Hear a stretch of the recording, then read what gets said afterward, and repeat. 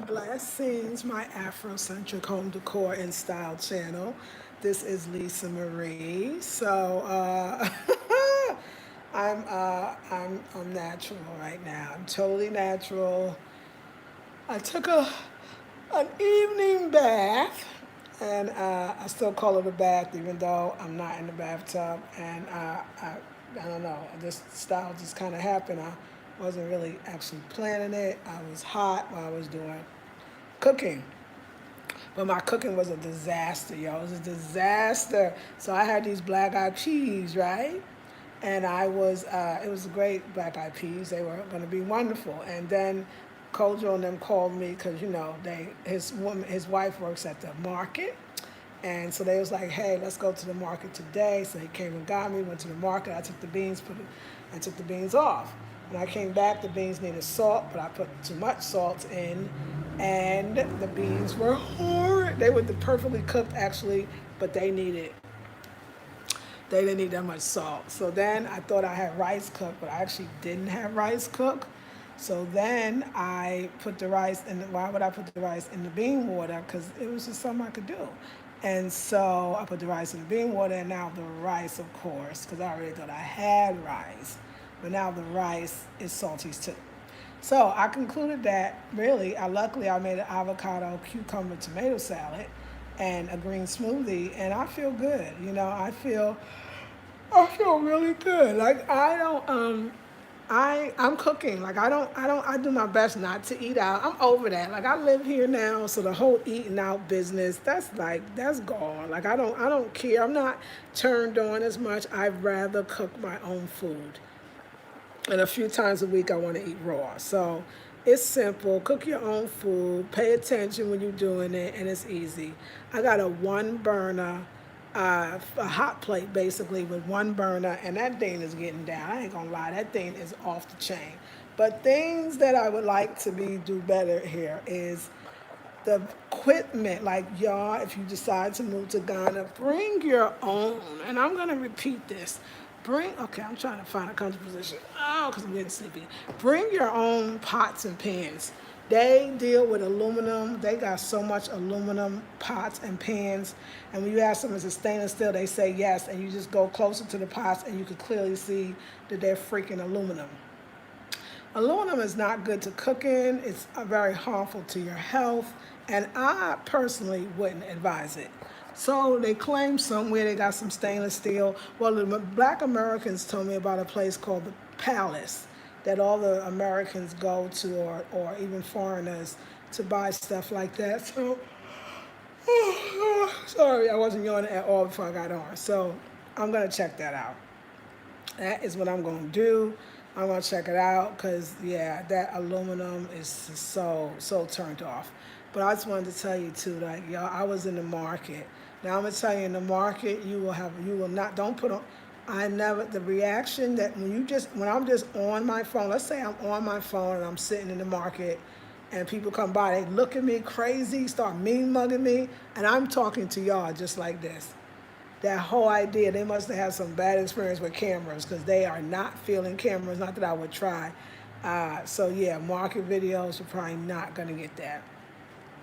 But I do so enjoy the market. The market is like, if you want to know Ghana and just even a little bit of Ghana culture, go to the markets. The markets are, I get to sit at the markets because my sister, oh, sorry, my sister Faustina, market always poops me out though, but I still love it. My sister Faustina, she works at the market. So I get to sit there and watch the women. Just the incredible, there's a lot of divine feminine energy, first of all, in the markets. There's actually men in the market, but you would never really notice them. I know the Ghanaian men, and everybody knows that the market is a woman's place. Straight up and down, the market is a woman's place. And like I said, that like I admire those women. Like I remember years ago, I think this was back in the day when I used to read Essence, and they talked about the market woman and how the market woman actually is very kind of successful. These market women have real estate. Some of them build homes. Some of them is just clocking their dollars. Like it's like entrepreneurism or entrepreneurship is in our DNA. It's in our blood. Like these ladies, y'all talk about what you're gonna do when you get here, or what you like gotta go look for a job. You see them market ladies with these smocks that they have on, and then they have these huge pockets in the front, and they digging down there getting their money. They making it happen. But I remember this article back in the day, and it was talking about how the market women, like, it's kind of like a new breed. The men kind of get up, well, the men was realizing they was trying to, like, these women were bringing home all the money. These women were the money makers, and the men were all, I guess, in their ego, and they was trying to either beat the women sometimes or, make them kind of conform to what they wanted, because they just couldn't understand that these women really didn't need them. Not, at least not, she sure didn't need them financially. Like the black market woman, like we need to do more stories on her. Her independence, her ability to support family, the things she does with the money. These sisters, I mean, like I'll be looking like, dang, yeah, they out here all day, but they making their money. It's lots of them. They hard workers, woo! Even Faustina got the 2 babies. She got the store, her little booth where she sells all the plastic for all the things you ever gonna need. You gonna need it, so that's the good part. And so I don't really want to come in here yawning in your face, but the market woman, she's a freaking incredible woman. Like I actually just don't even know what else to say. That's how dope she is. And just watching the ladies, the girls, everybody with the big tin bowls on their hair filled with, and when I say heavy, I mean pounds, sometimes 100 pounds, 200 pounds on their heads in the hot sun. And it is skinny, like it ain't even like no hefty mamas too sometimes, but thin and just, I don't know, like it's magic. We talk about black girls magic, like that's the only thing that the only way I can, it's magic. It's freaking magic. It's inspiring, it's amazing, the colors. And like I said, the Muslim women here, I'm not gonna lie, they clothes be absolutely beautiful. You kind of want to stop them on the street, like their clothes on and the shawls just blowing, and oh my God, the young ladies, the 12, 13, 14, like American Next Top Model, no, cheekbones and thin, long necks and skinny shoulders and models, like models. I know that, no, the most beautiful women in the world are in Africa. Models are in Africa. And you know the sad part is how they always big up, come on, let's tell the truth, they always big up, the East African models as if they're the only beautiful women in the world, which they are beautiful, but West African women are fucking gorgeous. Like the necks, and like if I was a scout, like oh my God, like oh, I mean, I just can't really explain it because the posture and the neck and the thinness and the beauty and the chocolateness and the bone structure. These be like 14-year-old, 16-year-old girls. These girls are like, I mean, they just hating on West Africa, obviously. You can't find a beautiful woman in Ghana. You can't find a good, beautiful woman in Nigeria. Like, you're fucking lying. She said, I'm sorry to curse. You're lying. These women are absolutely stunning. And a lot of the sisters, especially the young girls all wear their hair low. So they got the low cut hair. Oh my God. The young women are just absolutely natural models. And I'm so glad in a way these Europeans not coming over here because they be exploiting them. And I'm sorry, the pedophiles will be sleeping with the girls, okay? It is, I mean, and that whole myth that, and I feel like it's a myth for sure, it's like the whole myth of that East African girls, young ladies or ladies, are thin and West African women are thick. I mean, I just wanted to say that ain't necessarily so. Like, this is Africa. There's a lot of skinny women in West Africa and Ghana. It's one of my favorite places to be honest. I look forward to going to the market. I mean, the way I know the terrain now and the walk and that sun. Today she took me in a part of the market like I'd never been. Yo, I was like, I mean, I could get I'm emotional. Oh, it was like a sight from a magazine or what you've always pictured, you heard of.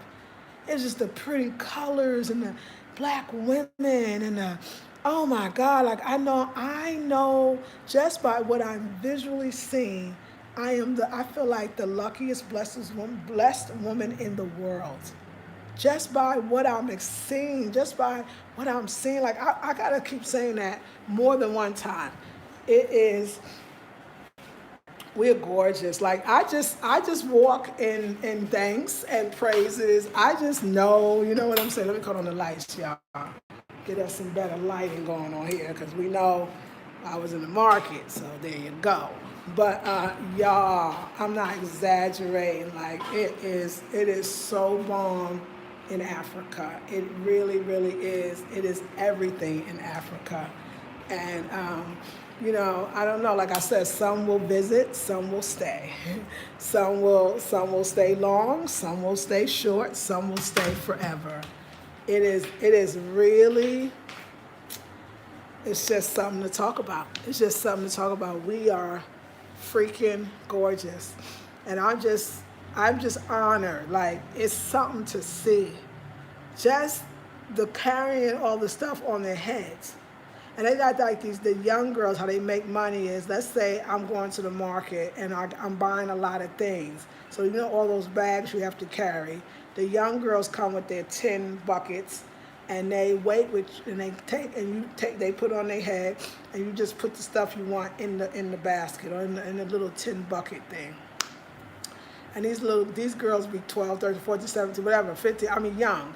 And they're skinny, okay? And they got pounds of stuff, and you just look, I'll be hooking them little girls up, okay? I'll just be like, yo, because I can't do that, right? I can't do that. And it gives them a job, and a respectful job, so they ain't got to be out here doing what you know what I'm saying? Like, oh, y'all, if you could you would never think you would ugly. You would never, if you thought you was not good, if you thought you was ugly, you would never think that. That's why I said for those that say they're not African, you come to Africa, you come to Ghana, you would want to be. Like, you would want to be. Like, the beauty is so obvious.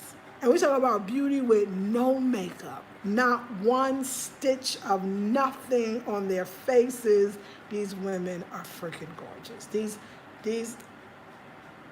The women I'm more impressed with the women, and just in general, I'm more impressed with the way they make their money, the business mindedness to them, how they handle it, their beauty. I'm so impressed with the women. I don't know what else to say. Like you could tell, like I just don't even know what else to say. Like I love it. So I sit in my little chairs, like, you get to window watch, window shop. No, you get to people watch. I'll be sitting in my chair and I sit back and I just enjoy my life, okay? Until the kids come around. Oh my God, I don't think I like kids. No, I'm sorry. What's supposed to come out? Wow. But I would love my own grandchildren because I would raise them. You know what I'm saying? But the kids get on my nerves. I'll be honest with you. Auntie Lisa, let me see in your bag, Auntie Lisa. Can I pull your earrings, Auntie Lisa? What's on your lips, Auntie Lisa? Can I wear it too, Auntie Lisa? Can I have your phone? Just no kids now. It's okay. The kids is hilarious as long as they like over there, okay? So I learned a lot about myself. I learned that I probably could never like teach kids again or be, no, I'm not. I would not do any programs with kids. No. I am not a kid woman, and I would have never thought, when I say that's like major to learn that, like I'm so not for the kids. Like I love children, I'm saying for somebody else, you know what I'm saying? Like I want children to be here, of course. We want children, we want more children, have more babies. I don't have a problem with that. But just on a personal level, cannot deal with no kids, okay? So now that we got that out. Except for my own grandbabies when they come, I'm gonna love up on them. But yeah, no, it's kind of joking, kind of not, but it's lit and it's beautiful. And everything's not. Like I tell you, the things that get on your nerves is not overcharging me with the family, but just the I don't know. Just that's probably the only thing. I don't want to go into that because it's not the biggest thing in the world, but it's there. But other than that, I love it. I love it. And somebody asked me this a while ago. So, do you see a lot of like men and women as far as couples being together? No. Well, let me tell you what I mean. Not that. Don't get me wrong. Every woman that you mostly see is a married woman. Okay, every man probably that you see of a certain age is a married man. But the women are certainly married. There's no doubt about it. But it's not like that. Women are either selling at the market or they go shop for the food for the family at the market. This ain't no lover's paradise where you just hold hands lottie-dottie, and the men are doing their prospective work wherever that is, respective work, wherever it is. Whatever it is that they do, they're doing that. So the man and woman come together at the end of the day. You don't matter of fact, I want to say Kojo is probably the rarest one. That's why I like Kojo so much. Such a sweet young man. Kojo helps his wife. He works with his wife. He helps with the kids. He bathes them, feeds them. He fetches the water. I mean, he does everything that you don't see never really see a lot of the other men doing. I feel like he's a unique man. And then he helps me, and he helps the other sister goddess, and he is really phenomenal. But other than that, I'm not saying the men don't help. I'm not saying in the house the men are not helping. I just don't see the men and women together. And it's okay. It's not like don't look at it as an American way. It's nothing wrong with that. The men are working and the women are working. I think the women would think probably the men would slow them down. Like they wouldn't even think like the man should be coming to the market too. Why? That's their time out. It's kind of like time to say hi to your friends and kind of socialize, find out the 411, like what's going on. I don't see the women look like they upset at the market or they seem stressed at the market. They actually seem quite at home at the market, and I do too. It's a sight to see, y'all. It's going to be for me, I think one of the most memorable experiences of my life as far as, when I look back and I think of what is Africa. Africa is the black woman, and really it's the market woman. She's the heartbeat of Africa, and she's independent. She make her own money.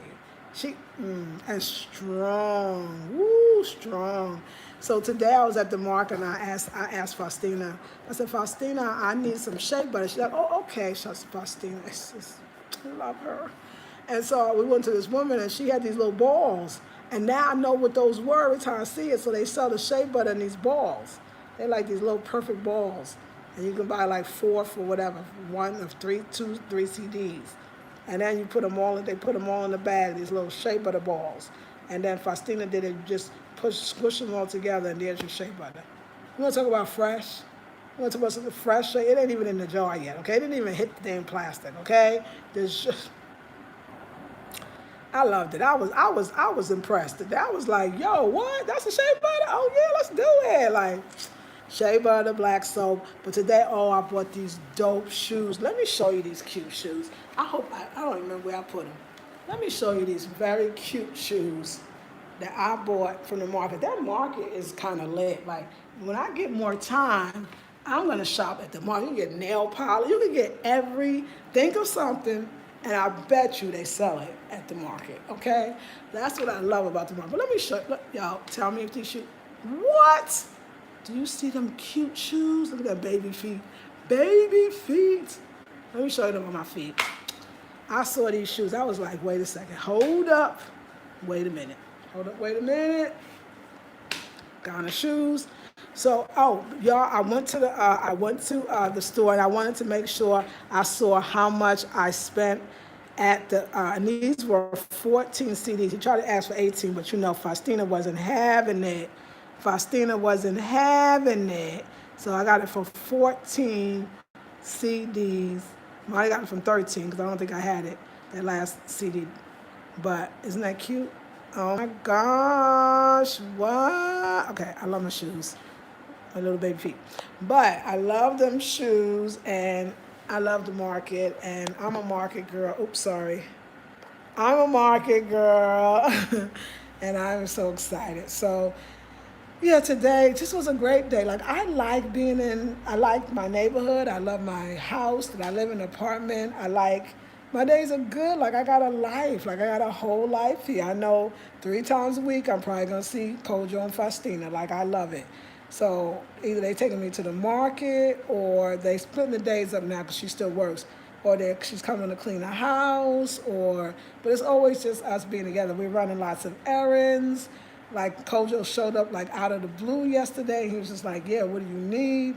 Oh, I told him I was going to Pram, and then he took me, and it was just so great. And let me just say something else, y'all. Just a miracle. I don't know what the heck I'm eating, but I'm gonna go look up what fruits and vegetables have. It's like vitamins to grow hair, cause I tell y'all know my hairline. You can see it was start after the hair broke. There was no hair here, and my hairline was starting back here. I could feel it. It's long. It's like my original. I haven't had my hairline years ago. I remember I was in not a great relationship, but anyway, the guy was with. He would always cut my hair. One time he cut my whole hairline off. I never forget that. And I never really had the hairline here that I do now. And my hairline is growing back. I mean, y'all may see thin, but I know my hairline, my hair is just growing everywhere. Like my hairline here, I could feel the fluffiness. My hair is like, what? What is it? Is it the moisture? It's just, I've been leaving it alone. Look, this was all really, really bald. Like my hair is growing back in within weeks. Oh my gosh. So yeah, I'm gonna keep it in the protective styles. As much as I want those extensions, I am not going to do it. I'm gonna keep my hair, just braided regularly and not make a big deal about it. So yeah, I'm taking the moringa, I'm taking the ashwagandha. I'll say that thing wrong all the time. I'm taking what else? I'm just doing a lot. It's the food, but I know it's the food. I think that it's just the food. To be honest, I don't think it's something is a nice spirulina been taken. My hair never grew. It's the fresh food. I mean, what am I eating every day that I did not eat in the States? Papaya, pawpaw, mango, every day. Burro bananas, the real ones, not the smaller ones, not the big fake damn ones. It's probably Frankenstein food in the States, even though it say organic. I eat a lot more ginger, a lot more contumery. I bet that has a lot to do with it too. The greens, the yams. Like I could imagine like where this food is coming from, but my hair is here. Like I don't remember it being here for a very long time. This is pretty dang amazing for me. And if you remember when you first seen it, you'll know how much this hair was missing. And now it's filling in. That's that Ghanaian food. It's probably the sun. I bet vitamin D and the deficiency of it is probably really hampering a lot of our growth functions in our body. Like I bet the sun is just probably doing miraculous things as well. Just the wholesome food, people, sweat. I get a lot of sweat. I'm also thinking that could be it too because, I sweat like most people, you sweat right here a lot. And that could be the moisture that is actually more moist, the hair, because you're sweating. Y'all don't understand how much, I remember when I had this much hair here and it's still growing. Not pulling on it, so, because this is just braided. Remember, she just braided the out layer. The rest of it was twisted. This other side's not, but I'm gonna have her do another style. But I'll wait. Like, I'm not in a rush. Oh, I wanted to announce. So, like I said, I was in a city called Pram, where they say a lot of African Americans live, and it was wonderful. Went to a black-owned restaurant. I say black-owned, Black American-owned restaurant. He has a place called the Ancestral Wall. If you look it up, then you find his restaurant that he had commissioned. He has real estate. He owns all the land there, and yeah, I spent time with Sister Erna, and Sister Erna has a 7-bedroom house off Pram, basically right off the beach, like most people that live there. And then this Friday and Saturday, I'm gonna be actually going to Cape Coast.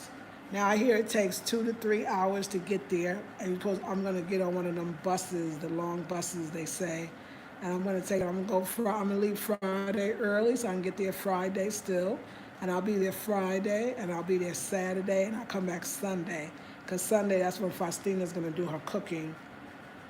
So I want to make sure. So me and her can go to market on Thursday or something, or she can go. She don't need me to go to market. She know all the stuff she needs. She at the market. She work at the market. So I'm just gonna give her the money to buy the food, and we have the class. Y'all, please, if y'all, Leandria's class starts tomorrow. $47 for the master class. She is awesome. I now know what the home flow is. I saw one of her videos on Facebook. Oh my God, it's gonna be so. Y'all don't understand, like, it's special. It's absolutely special. I mean, like, oh my God, like, it's like a dance, and you get the flow, you make a routine. It's like you're doing this yoga, Pilates, but it's like a dance, and like, that's your routine, but yet you're working out and I'm so excited about that class. Like, it's not too late. The class starts from 1 p.m. to 2 p.m. in her class. Some of the classes are 2 hours, some of the classes are 1 to 2 for her, but she's a personal trainer, certified Pilates, yoga, but that flow is so deep, and I hope you can be a part of it. The next week Sunday is Faustina. You finally get to meet Faustina. She's gonna be doing cooking in my kitchen, so I hope you come around and see that. And then the next week after that is Elayseah talking about how to be a virtual assistant. Then it's Majorglambeauty, aka Asia Barker, on simple makeup tips that for our skin, for our occasions, you know, love it.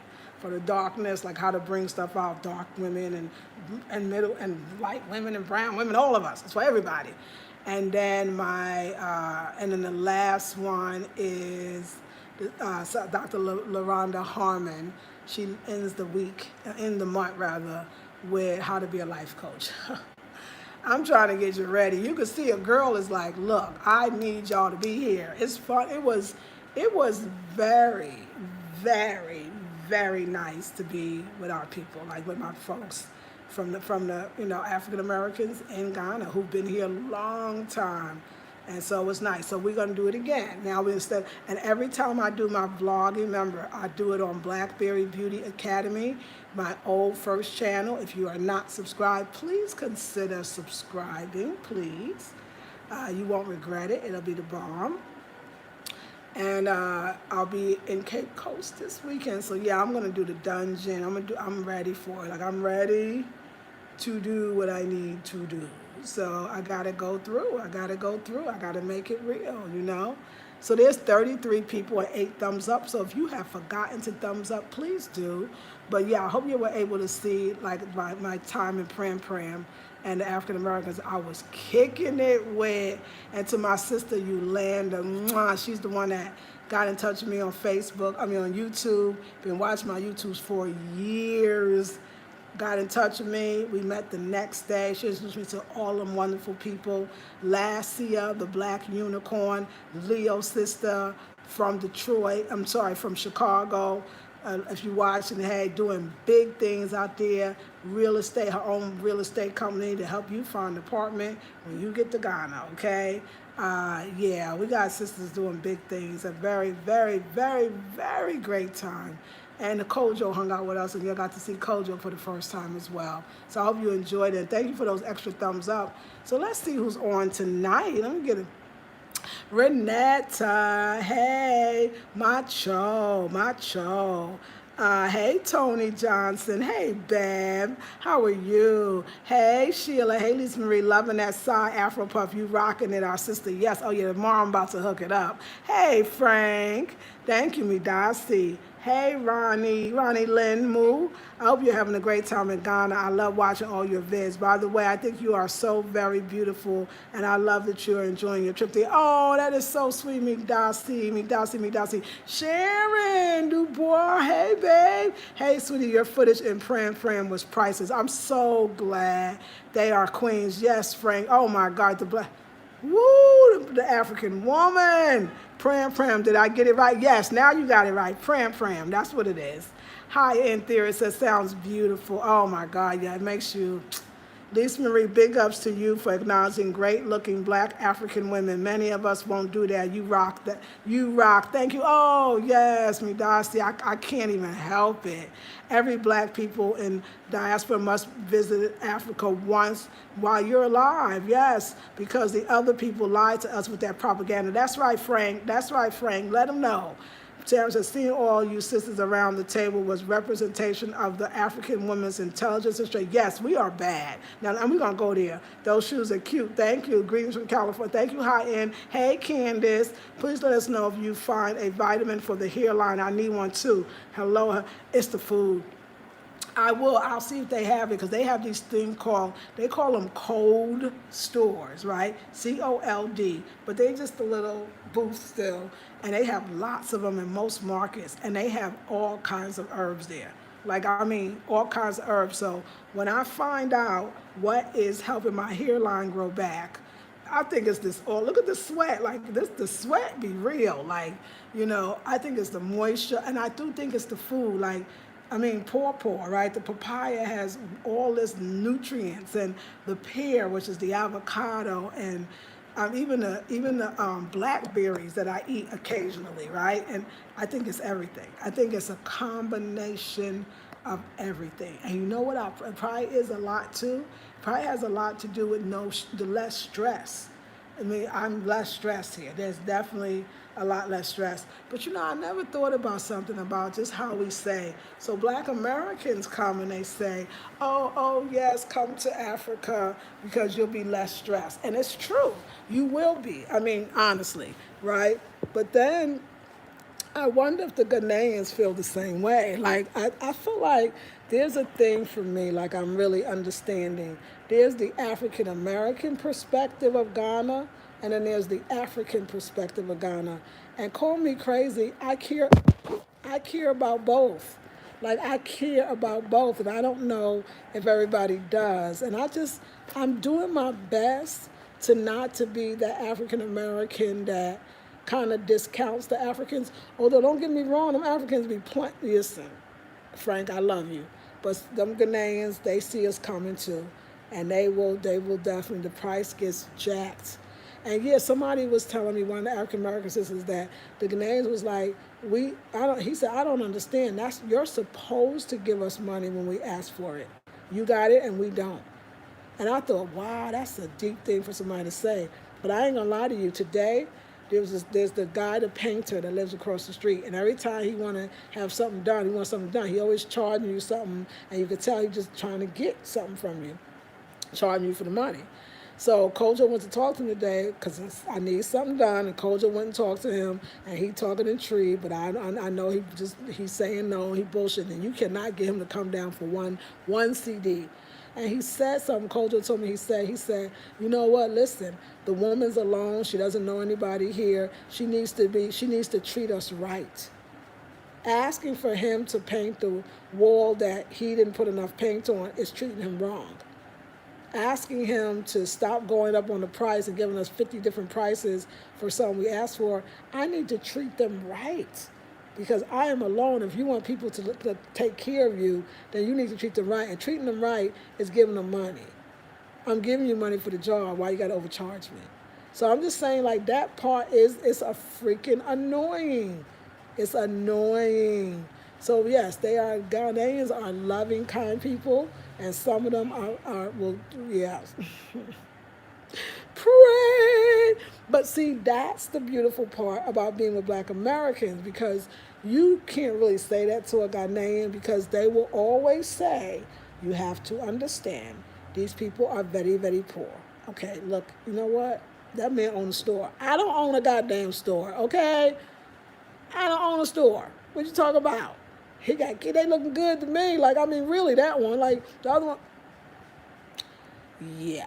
So that will piss you off. Now, let me just say this. All Ghanaians are not like that, because that's the big part. They're not. And I don't want you to come here and find the ones that do that and then be mad and want to go home. There's not, I want to say, and I pray that that's a small percentage. I pray that maybe that's an Accra thing, and they're used to foreigners, and they're used to white foreigners probably taking their money. And but you know, I that's the one thing that I get infuriated about. Like, yeah, my stress was low to that. You know, that be happens to be like, but like I said, you know, it's all good because Kojo and Faustina, I come to the market, she's working, got the kids. She stops, takes me all around in the heat with the baby. She breastfeeding, she coming back. She got to get the other one. She's a bad, like I said, these African women are strong. I know black American women like, I don't want to be the strong black woman. Don't worry, we're not. Not in that way. And what I'm trying to say is, I don't think we know to the depth of strength because they're not just physically strong, they're mentally strong. That's their way of life forever, to be out there and hustle like that. They're spiritually strong. You could tell. They believe. It's a different kind of, it's a strength that we in America are taught that I don't want to be the strong black woman. But clearly when you come here, you just be like, damn. I mean, to me, like what I realized is I don't know if black American women could endure as much. We're not used to that kind of endurance. I'm not gonna say we're not as strong, but we didn't have as much practice in that. Now, our ancestors did. But in all honesty, we're not carrying tons of pounds on our head. I'm sorry, I've not seen us do that. We're not sitting in the sun and it's the most amazing thing, like all day, that the women, I never see them compete with each other.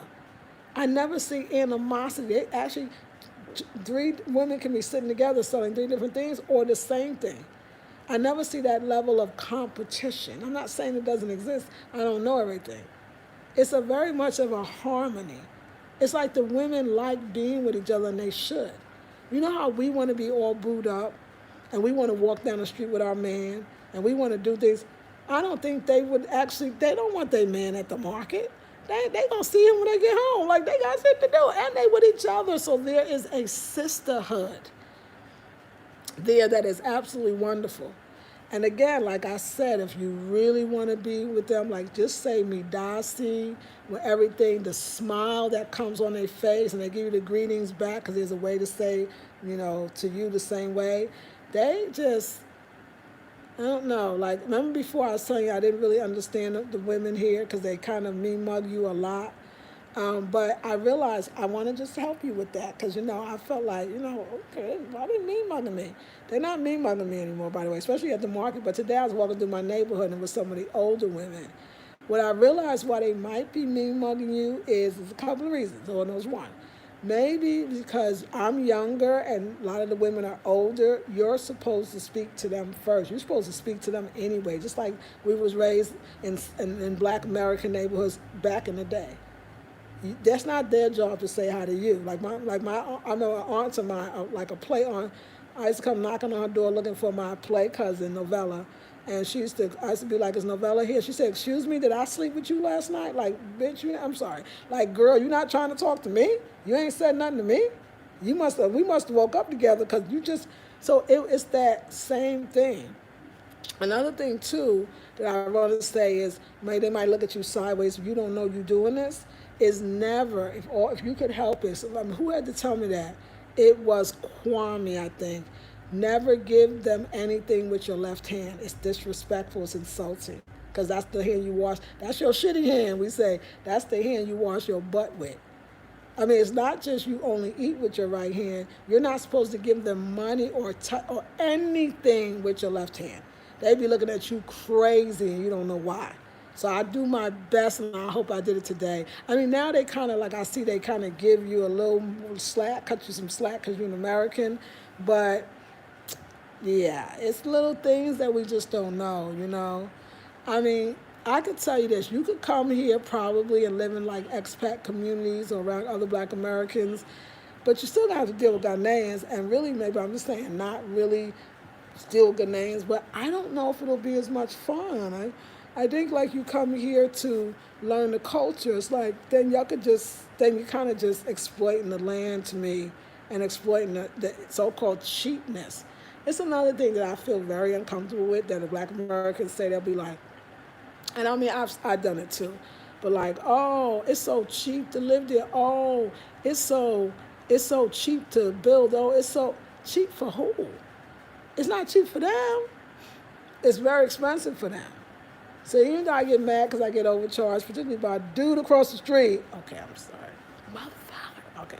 Anyway, um, I care about them. I care about the Ghanaian people. I just don't want us to turn into white folks and do what our oppressors did to them and to us to them. You know what I'm saying? So yeah, I'm just trying to find the balance, y'all. Like, I love the Black American experience, but I'm in Ghana and I want that too. And thanks God to the Ofori family, because they there for me. I think they call me because they enjoy being with me. Like, I think they actually like me as a human being. Like, they call me to see what I needed. But like I said, Faustina was working out for me. I tried to give her some money. She was like, oh, Lisa. I feel like that. She says, Lisa, just, no, you don't have to do that. Like, oh my God. Like, she wouldn't take it. She wouldn't take it. Kojo wouldn't take money today, and they's like, you've done a lot for us, and we thank you. They the balance. They the balance. They don't want to be seen as greedy or selfish or dishonest, because they are good people here. And when you find them, you're just blessed. You just be like, yes. And you will find them. Because we all, the African Americans I was with yesterday, we all talked about how we all met some Ghanaians that gave us their last, took you in when nobody else. You was in situations, all of us, and maybe one day we'll sit at the table and tell that story as well.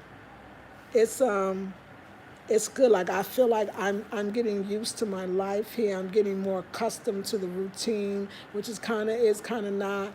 I like the friendships that I'm developing. It's good. It's real, real good. Now, on a side note, nothing to do with Ghana, I'm telling y'all, I don't want to predict nothing, but I just am very concerned about the idea of us wearing those face masks all day. I mean, you have the openings so you could actually breathe, and so you're not breathing the same. And then you're in that same thing. I hope people don't kill themselves without their masks. Like, one day people just, why is the people dying? Because they cut off their goddamn circulation. And I don't know. It just, I mean, those were designed. Did anybody do research on how many hours a day you're supposed to wear that damn thing? Something that was designed, like I said, for surgery or hospital cases, but even the doctor. I've had my doctor. Your doctor came to see you. You went in the room. Did your doctor have a mask on? I'm just saying, your doctor didn't have a mask on. When you see the little mask on, isn't it like during surgeries and stuff? I've never had a doctor that had a. It shows you ain't supposed to wear that damn. So I'm just a little concerned about those masks. I mean, because nobody tested this whole idea of wearing a mask all day. Like, the airlines, oh my God, the airlines talking about you have to wear a mask. I love how they say you could take it off to eat. Like, well, what else was you going to do? Was you going to eat with the, see, this stuff is absurd and almost a little, I mean, this is stupidity here. Hello, not the mask itself, but the fact that, so we go out on a plane, some of us got 20-hour flights, if you think about all the time you're in the airport, with a mask on. See, I don't know how that's going to work. Either we're going to have to face the fact that we can't do what we used to do until things are better. So, or we could live a life of going out, but it's still half of an existence. Because you're not really free, because now you're living in this weird world. I just feel like it's crazy. I feel like it's almost like, it's like it was a takeover. And the real people that's in power, or the people that's in power, maybe they're robots or something. Like, let's go with this for a second. Because it's like it's a half a brain. It's like nothing's quite thought out. It's the most, but the only thing I can see is like the world is shining a spotlight on the so-called developed countries. They're supposed to be so advanced and smart, and they just doing all kinds of stupid shit. I mean, like, I don't know, like something ain't right. And I just feel like they don't know what is safe. They don't know what they're supposed to do. And when they don't know, you need to know. You're going to have to start making decisions for yourself. You're going to have to start believing in what you believe in yourself and start taking care of yourself. I'm not saying break laws. I'm saying go beyond what they're saying, even as far as, and just take really good care of yourself. Because the mixed information and it's the strangest thing. But I mark my words, I don't think those masks are going to be the most healthiest thing. I don't think that, I want to see the box.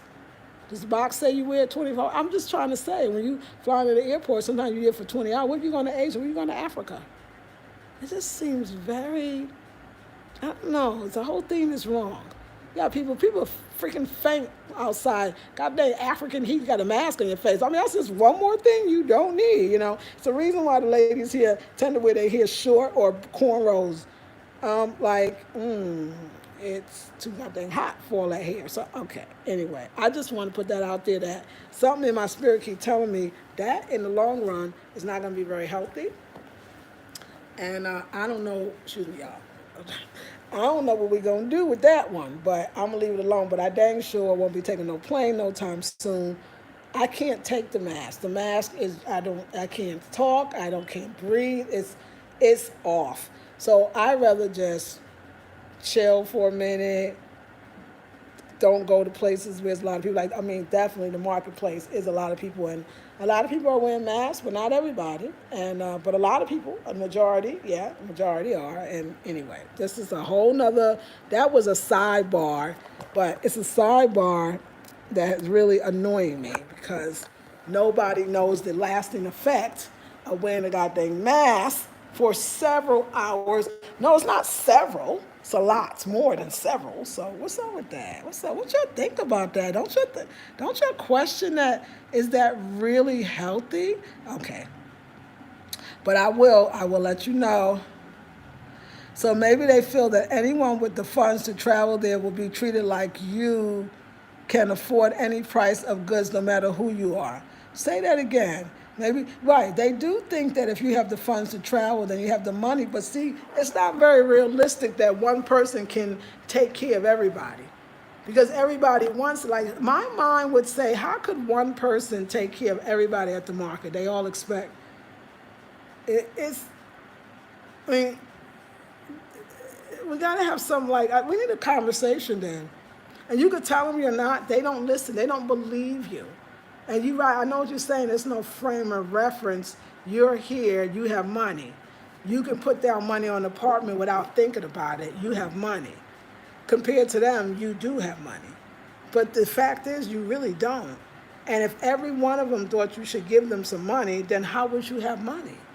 Who has this endless supply of money? Maybe whatever. I don't even know if they do. You're one person, you got how many millions? And you can definitely meet. When you were in Africa, you could walk in a day probably about hundreds of people because there's just a lot of people here. So it doesn't make sense. And to think that she better treat us good, that doesn't sound like somebody that just thinks you got money. It sounds like somebody that, that sound like a game. Did you just say that? That's how so she needs to take care of us if she wants to take care of her. What happened to hospitality? What happened to from the heart and love? See, what they don't realize is that if they actually was there and did a good job, you would give them, Kojo and them, I know I'm helping to keep them afloat for sure. I'm helping, I ain't say I was. Because they get it. Be very kind and very loving. Not to say they can do, and she's going to treat us good anyway. You don't have to tell me to treat you good. You do right by me. I'm already treating you good. I'm going to you instead of somebody else to get the job done. All we asking for is a fair price. I mean, you wouldn't charge a Ghanaian that. So what is the cost of that thing? But they don't have that, right? And it's a constant. It's not normal. It's not what you think. You would be and Sharon, knowing your personality, you'd be real annoyed. You'll be mad as a mother. All right. But yes, I'm gonna leave that up, I'm gonna leave that alone. That's good. Yeah, we were taught to always give each other the greetings, like you said. Yes, we were. You know what, Lisa Marie? I've watched some videos on how horrifically Africans treat each other. So they may look at even us as someone who will eventually do them wrong. Wow, okay. A1 Star says, me and my mom, Doris, are really loving and enjoying videos. Yay, you have the right attitude. Keep going. Thank you, Queen. Queensley said, that's a good question. I work in healthcare 12 hours a day, 4 days a week. Yes. Hey, Marion, how are you, first of all? Like, I know, like, wow, I don't know about that. Yeah, Tony, you say, I agree with you on the mask. Like, what? That's rude as hell. All get out. Yeah, that was, right, Carlette? Tia says, yep, when I was there, I told them it took me saving for a long time to be able to come there. So I wasn't rich like some of the white people visit. Yes, because see, that's the thing, the fact that you know you are out of touch when you don't realize that you looking at all these white folks that come with all this money.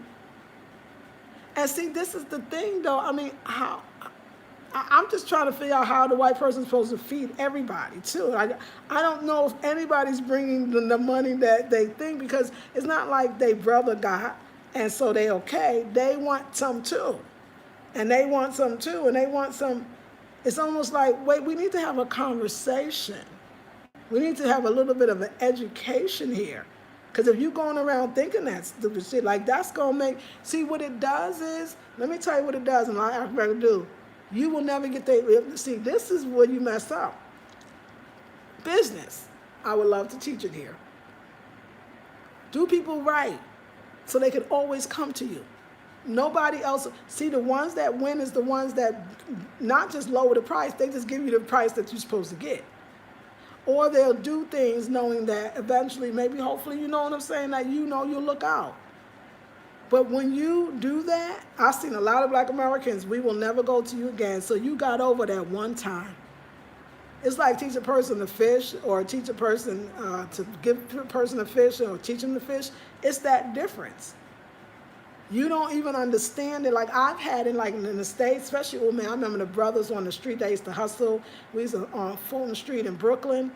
They used to give you some extra. In the States, they do that. You go to the States. I don't know if this still happens. I ain't been going that damn long. And I go to the States and I'll buy something, they'll throw in some extra something. Why do they do that? Number one, you're a good customer. But number two, you're going to keep coming back. People come back to places that treat them well. People don't come back to places that don't. They're not really winning, they're losing tremendously. You trying to jack me on everything?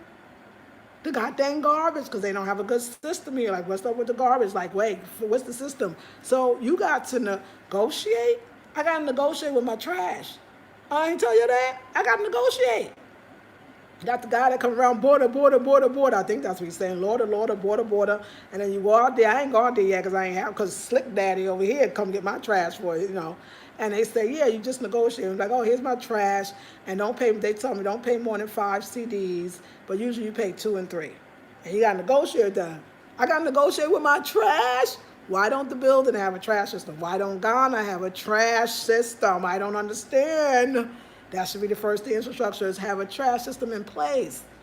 You shouldn't have to pay for your trash to get thrown out. I'm trying to figure this out. But wait, it gets better. So Slick Daddy, because that's about to be his name right now, okay? I'm real, I had it with him. Slick Daddy, be like, oh yeah, 5 CDs. Now they already told me 5 is the highest. 5 means you got a lot of garbage. Dude, it's one little bag. You're gonna charge me 5 CDs? See, that's why I get mad.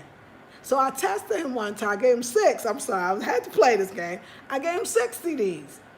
I thought he would like give it back or whatever. He's like, oh, yeah. Oh. I said, yeah. Oh, okay.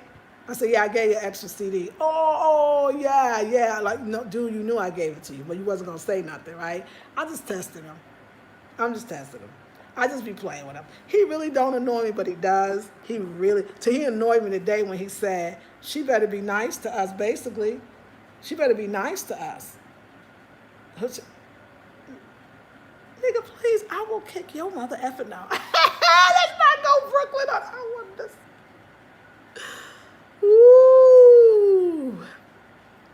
And when I spoke to Kojo about it, because Kojo's always, I don't know. I actually think, and maybe we should do it more. I think Ghanaians look out for Ghanaians. I love Kojo, like Kojo and his family, but I think I heard more they're just not confrontational.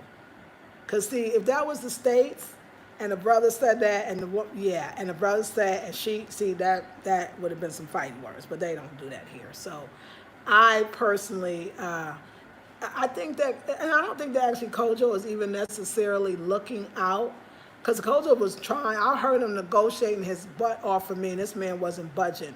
I think that it's no use. Why get mad? They're not going to change their mind. I think it goes back to not being confrontational. Because I'll be like, yeah, after we walked away, I said, yeah. He was trying, I said, you don't have to tell him what he said in treats. See, that's what I'm trying to tell you. You ain't going to have to know the language after a while. You know what I'm saying? You might know, I don't know karate, but I know crazy, okay? That's all I'm trying to say. So you don't really have to know the language. You know it's my bullshit. Bullshit look the same in every language. Like, you see? You see? No, dude, I'm getting, I just looked him dead in the eye while he talking to Kojo. I was giving him that mother effer look. I heard him say, that's why I don't help people. Dude, you're supposed to be the management I thought for the damn building. What you talking about? You ain't helping people. I just gave you all my money. What you talking about? Ooh, the damn paint job with the white coming out. And then he says, the paint, it was very, very hard, so it came through. So you give me money. The money be more, you pay more for the stuff you pay than the States. Dude, wait, you give me money for paint. Why should I give you money for paint? You just said you didn't do the job right. What the hell? What is that? But everything that comes out of his mouth, is about giving more money. I don't like him. I don't like his ass. Ooh, if he was a woman, we'd be up in these Ghana streets. We'd be up in these goddamn Ghana streets. I tell you, if he was just a woman, oh my God. His name is Seth. That's what I want you to know. But a lot of them name is Seth. I don't even know that. I feel like a spiritual name. You're not spiritual. Oh, okay.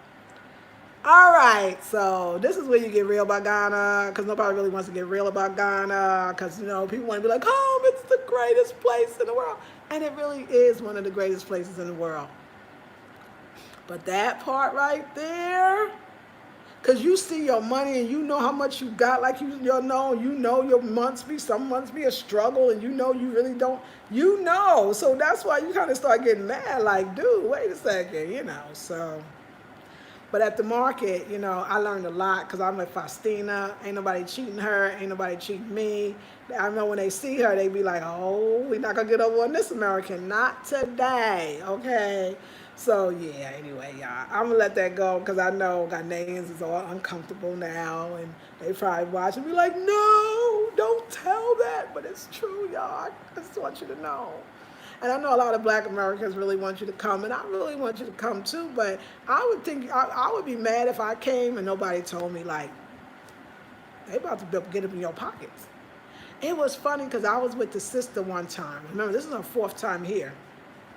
I'm going to tell you this story. It was so we went to the beach, and let's say we paid 14 Ghana CDs. It was something really like that. It was like 14. We came back, he said 40 Ghana CDs. Why would it come here was 14 Ghana CDs? Why to come back is 40 Ghana CDs? So he ain't speaking no English now. Like, he was speaking English, but he wasn't. He did the Asian thing on us. He got Asian on us. Me don't speak. Don't know what you. Oh, okay, because you were sure labeling them. You were speaking that money English. I'm telling you, it's the Asian thing. So anyway, I was like, wow, So I was cool, because it was nighttime. There was like 2 or 3 cabs, and he knew he had us. We was American, and he wasn't budget. He wasn't taking 38. He wasn't taking 30. So he wanted 40. So he's sitting in the front. At that point, it's late, it's dark, it's night, and the bugs is coming out. Mosquitoes. See, I don't do Ghana. I don't do African mosquitoes. Like, I don't play with them. So we got in the car, and this sister, when I said, and I was like, why is she so mad? She's like, you don't know them. Oh, he took her. I saw that, I know that frustration, but I didn't know it then. I was new. It was like the third week. It was like the third week. We were still at the Nicolese Hotel. And she was like, "What's up with you, brother?" She said, "Why is this?" She was all yelling at him. "Brother, what's up with you?" Yeah, she was and I'm looking at her like she lost it. Like, why is she talking to that man crazy? He's like, "Oh, I don't know what she's saying. I don't understand." Oh, okay. She was so upset. She said, "They get over, and I'm sick of it." And yeah, you could get like that upset. You could get that upset. Now, fast forward, 2 months later, and now I'm going there going, ooh, ooh. Now, let me ask you this. Do you want this truth, or do you want me to go back to fluffiness? Just let me know, because if you don't like this, then just let me know. 40 people, 26 thumbs up, you might like it. Do you want this information, or do you want me to sugarcoat it more? Just let me know. I'm serious. Or do you want this information? Would you rather me to keep the stuff, the negative stuff out altogether? Do you want to be disillusioned? Do you want to romanticize? Or do you really want the information? I really want to know, like, how are you receiving this? Because I know some people probably be like, "No, don't tell them." Okay. Yes, you're right. That's right. Right. No, but Ann, see, I knew somebody always. Right. I know. I'm not saying, honey, I'm not saying that the masks are not necessary. And that's why it's hard to say something here, because people get real scared that I'm going to tell people not to wear your mask. I'm saying, what is the potential hazards later of wearing a mask all day? I'm just wondering. Greetings, Lisa. Thank you, Marion. That's a good question. Okay, yes. It's just a question. Yes. Okay, yet when I was there, I told them, yes, that's right, counting your money without knowing your situation. What if you move there with your very last, just as many do move? Yeah, I know, don't even know. I went to the post office today, everyone was wearing a mask and standing 6 feet apart. The woman in front of me said she had lupus and her husband heart disease. Another woman said she had diabetes. Wow, that was a cheery line. I mean, wow, like, oh my God, wow. People just, I guess they want people to know, like, see, this is gonna, yeah, I think this quarantine, it's the fear so deep that I just hope it doesn't get ugly, Hi, I'm well, happy to see you're in Ghana. I was to travel last month, waiting for the window opens. I'll be ready. Yes, ma'am. Wearing a mask is very important, especially when you can't stand still. Yes, wearing a mask is very important. Anybody that want to hear my comments on the mask, tune into my private group. No, I'm sorry. I only play. I'm not telling people not to wear the mask. I'm wondering what the long-term effect is going to be on the mask.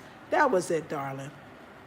So true, Carlette. Didn't the brother who owned the restaurant and praying for him say he came in 2003 with very little? Yes, it sure did. And a lot of other people did too.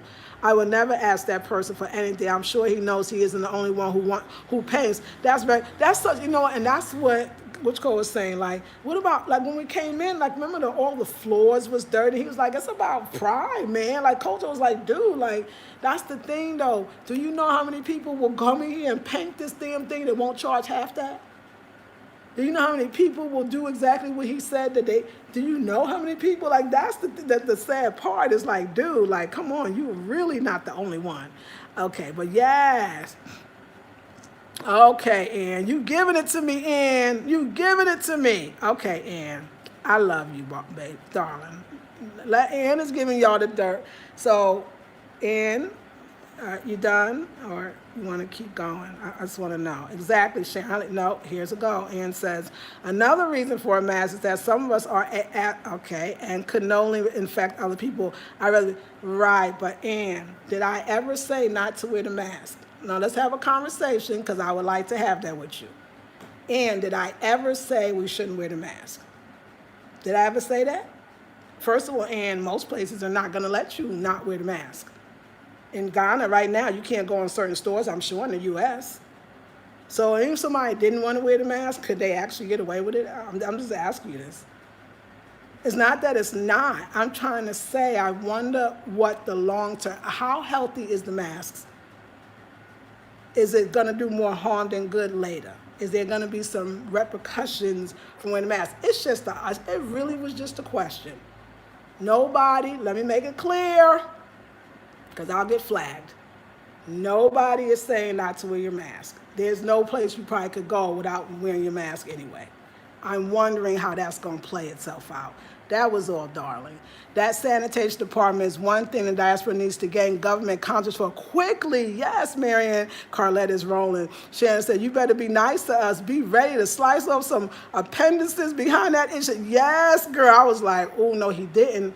Laugh out loud. Marianne says, I'm from New York, but my dad is in rich and try to scam me. Oh, yeah, out of your money, girl. I bet. I meant take that as a threat, right? That's what he sound like. I was like, dude, you trying to threaten somebody? Yes, Ronnie says, in Indonesia, Indian workers charged me extra money thinking I was rich. I wanted a souvenir from the shop. God charged me extra money. He knew I was a foreigner. Absolutely. What the heck? Money? Oh, no, I was like, Cold Joe. I said, I was going to use every, Cold Joe was very peaceful. And he did that little nervous laugh because he was like, oh, she about to go off. Okay, Marion says, tell it. Sharon says, I want the truth. Truth and only truth, says Tony. The truth, says Nakia. Thank you. Tia says, tell them, sis. Yeah, Hassan says, peace, my sister. Keep it real. They need to know. Yes, no sugarcoating allowed. That ain't it. It's not you. No, that's right. Emma says, true. I prefer the truth. I love Ghana, but there were a lot of things I observed as well that many tourists talk amongst each other about, but no one stands up publicly and speaks about it. Right. Thank you. Kim, I am. Keep it real. Yes, Ronald says, you are not against masks. Thank you. I was not against it. You're just thinking about the respiratory problems, and I agree with you. It's hard to breathe with some of the masks. Come on. Elaine says, I thought about that too. It's like we keep rebreathing our same air. Yuck, I agree. What could the effects be to us? Thank you. It's just a question. Never sugarcoat. Love the honesty. Thank you. So yeah, I gotta say that. Because nobody wants to talk about it, but you're going to have your people come here and they're going to deal with this. I'm saying, like, at least if we know, but I am going to do, somebody had a great, it was actually La-Rhonda, I loved her. She's like, we need to have some circles with some Ghanaians. Like, I'm going to have some Ghanaian women in it. I'm going to explain. I'm actually the one up the street. Hi, my friend. Now, I remember the first time I came by, she gave me the stank look, because there's a stink look. They give you a look like you just stank. Like, it's a stank look, like the women sometimes, not all of them. And they look at you and they give you a stank look. Now, she was giving, but after a while, I was like, hi, Eti-san, Mache. And she's like, oh, then she kind of softened up. But after that, when I told her, she straight asked me for money. Why don't, and when she tried to use psychology, like I'm stupid. My friend. Yes. I want to tell you something. Why don't you give me, but I didn't hear what she said. I guess my mind didn't register that she was literally asking me for money. First she asked me to buy her some bananas. I said, oh no, I bought my bananas. That's what I told her. You don't want to act like you understand me? I don't understand you either. I want you to buy me bananas. Oh, I already bought me bananas. I played with her. I would like, no. I would like you to buy me, no, I already bought me bananas. I should have saw it. It was like a goddamn Albert and Costello. No. I want you to buy me, but nah, sis, I already bought me bananas. Have a nice day. Then the next day, she was like, I want you to give me money. Oh, you want me to give you some money? Yes, sis. You give me American money, and then when my friends ask me who gave me money, I will say, my friend, that's you. I said, no, I can't do that. That's okay. Have a nice day. Oh, yeah, I'm done with her. But you know what I'm going to do tomorrow? It's education time. Tomorrow, because she's going to do the fake little smile thing, I'm going to say, can I talk to you for a sec? Oh, no, watch this. This is going to happen. I'll report it back. I'm going to say, it is very rude in my culture for you to ask me for some money, and I don't even really know you, and you don't know me, you don't know nothing about me, you don't ask me about my family, my friend, you ask me about money. I would never come to your country and ask you for money. You ask me for money for nothing, and then you ask me to buy you some bananas. It makes me feel like you're just wanting to use me, or you see me as a bank, and that is not cool. See, this is what it is. Let me tell you, Ghanaians will tell you in a minute what is disrespectful in their culture. Giving anything with the left hand is disrespectful. Not speaking before spoken to is kind of considered disrespectful. Maybe wearing certain clothes. So you know what, y'all? I just want y'all to know that I do the same thing. I'd be like, well, let me explain our culture. So let's have I think we should have some give and take. I know y'all think we should have some give and take too. We should have some give and take. Don't play with me today. Oh, we about to educate girlfriend tomorrow. Tomorrow she's gonna get educated. I wish you was all there because it's gonna be fun. But she gonna do. I don't understand. Oh, you understand? I know you do, cause you speak great English. You asked me for some damn money and some bananas. She did. I laughed. So she was saying, "No, you buy me bananas." I said, "I bought me bananas already." Oh no, don't be stupid with me. Woo! I lost it that day. I was like, y'all. We should have saw. We was going back and forth. It was not pretty, but it was necessary. Thank you, Ian. I appreciate that, darling. Tony says, laugh out loud. Sharon says, y'all should have saw it. I said, don't play with me today. Don't play with me today.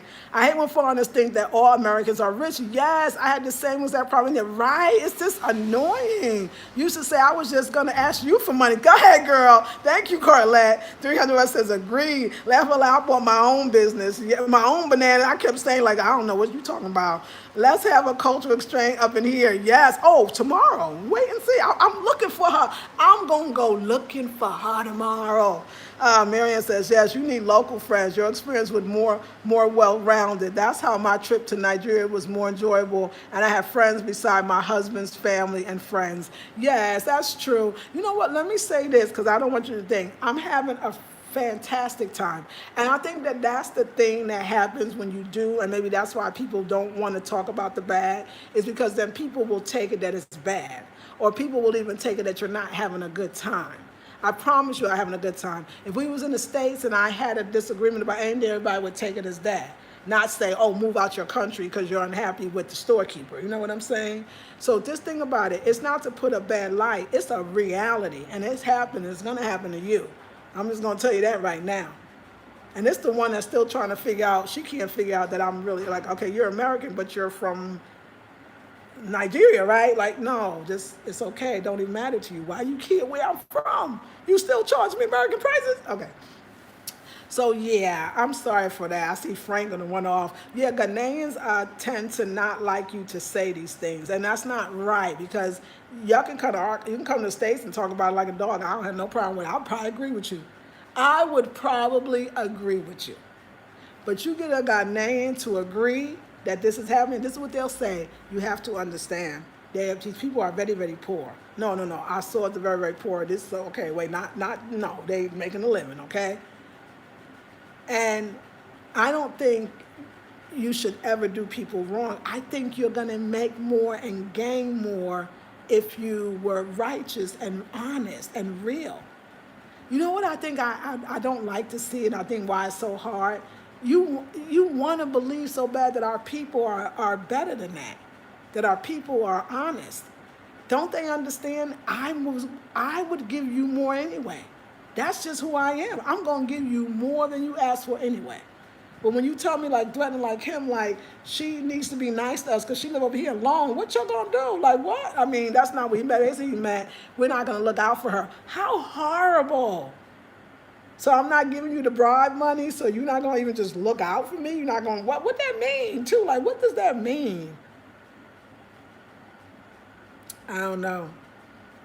So that part is annoying. And, but you can't go here looking at individuals to represent Ghana. You have to look at the whole. So yeah, so I hang out with the family and they are definitely locals. And I love them. Like it's because of the family that I think that I stayed. They were just, and they still are. You never hear me say one bad thing. They are amazing people. And like I said, when I was with the African Americans, I mean, we all came in, you know. Now, we can do another video, not publicly. That's why I say, y'all, we gotta have our own channel because people don't be ready. But, you know, one of the sisters at the table mentioned to me, even about dating the men, and I will not tell you that result. We're gonna have to figure out how you're gonna get the man story. You know what? Join Patreon. Join Patreon. Join Patreon so I can tell you all the shit I really want to tell you. Join Patreon. This way, we won't make nobody look bad. People won't be getting all offensive. People won't be getting all, and nobody won't flag my damn video. Then I can't make no more. Join Patreon. Join Patreon. Now I'm staying because I love it here. And everybody's not like that. And I absolutely think Ghana is a beautiful place to be. And I think that everybody should at least come. You know, back in the time, like when I first came, I was like, come, stay, come, yo, everybody come. I don't think all Black Americans is going to be ready for it. And I don't think it's because you're not strong enough to come or you're not strong enough to live here. I think you're going to be good if you do this. Let me tell you. I think you're going to, it's like we want to be like, these are our brothers and sisters, you know, like they love us. And I don't even know if they think you're a part of them. They just trying to still figure out why you Black and talk like this. I mean, that's the whole, you look like me, but you talk funny. You ain't me, okay? You're not me. So I think you need to come for other reasons. You got them thinking that it's just going to be this harmonious, this amazing coming together. My brothers and sisters are going to welcome me home. They're going to welcome your money home. And yeah, so, yeah. You know what? And I think too, though, it's in all fairness, maybe a lot of African Americans are coming like slave masters, and the Ghanaians feel like the slaves. And they probably gonna overthrow this whole shit anyway, and might kill the goddamn slave masters. Look, like I could look at something like I remember I went one place and it was like the gatekeeper over here. He literally opened the gate, and I just saw like in his eyes he was like, I hate the mother effers. Like I saw it, like I felt his spirit, like it was like revoltish feeling. So, you know, I think that if there's a role, you gotta understand that the archetype of the slave master and the slave plays itself out over and over again. It's when the oppressed becomes the oppressor. So it's like that's such a narrative. That's a historical story that has been played out in our lives as Black people, probably everywhere, but specifically I could say Black Americans. But Black people everywhere, because the Africans were colonized by the British, and now we come. Speaking English, the enemy of the colonizer, the language of the colonizer. One can say that Ghanaians speak English too. I would beg to differ. I don't think that, I mean, English is the number one language, whatever they say, I don't know, national language. But there's people here that don't speak any English, people here that speak very little. So they still holding on to their culture, and their language is a lot easier. They can start off speaking English, but once they realize they speak the same language, they're going to speak their language. There's nothing wrong with that. I like the language. I like even hearing it. I just feel like that archetype, like I say, how do I say that role is so embedded, like that's what the colonizer and the mental slave driver did. He kind of messed us up a little bit. We're messed up coming, because now we living high on the hog, and maybe we're not being good to them. I don't know. I'm not saying I know that. And they're messed up from colonization. So we need some type of, how do we heal? Not just as African Americans, but as Africans and then Americans together. I think the first thing would have to be real honest dialogue, which we had at the table. Kojo was holding his own. He was representing the Ghanaians, and he had some very relevant, good points, and I gave it to him. But we had a lot of good points too. I know Kojo was there. Kojo was very intellectual. I almost forget that. And so he was able to express what I could clearly hear. I'm not talking about an argument, a debate. I'm talking about a real, let's sit down and figure out that this is not cool. Like I feel like we need to be taught on how to be more respectful if we're being disrespectful. But they need to be taught on that we're not what you think we are. That we really thought we were you. We really thought we was a part of you. We didn't understand that we left home, so we ain't the same. We ain't leave, exactly, y'all. We were stolen. So if you're looking for that connection and that the people are gonna give it to you, I don't know about that. If you're looking for the connection and the land is going to give it to you, the legacy is going to give it to you, the history is going to give it to you. When you go, I know that Cape Coast, everybody say, I'll be there this weekend, you feel that your ancestors, then that's a very, very beautiful thing. I love Ghana, don't get me wrong, but I will not sit here and not tell you that that is not happening. I'm so sorry. I know this is either a very happy video or a very welcome video for many, and could also be a very upsetting video for many. I don't know. Like, I don't think that's worried. I'm worried about the long-term effects of the masks, and I'm also worried about the long-term effects of the longing that Black have to be in Africa. Like I said, everybody, I'm coming, the motherland's the best. Everybody needs to leave Babylon, leave the system. So Ghana got their independence. What year was that? So how are they not? It's the same man. It's the same person. It's the same colonizer. How are they further ahead in any way than we are? I mean, they're Black, and that's probably really it. That's almost like Africa as a scapegoat to run away to forget all your problems, but I just don't like it anymore. I don't like y'all saying it. I think it's misleading. I think it's not true. Utopia, that's in the mind. And if you got utopia in the mind, everywhere you go could be utopia. Why am I in Ghana? I like Black people looking at them every single day. I like that I do feel freer. I feel like anything could happen here. It could be done. But I think we need to be careful telling everybody it's just because then we're romanticizing it without saying, no, in spite of all of the things that I named that's kind of negative, something about this place just get up in your soul. Something about this place just calls you like it's been calling you forever.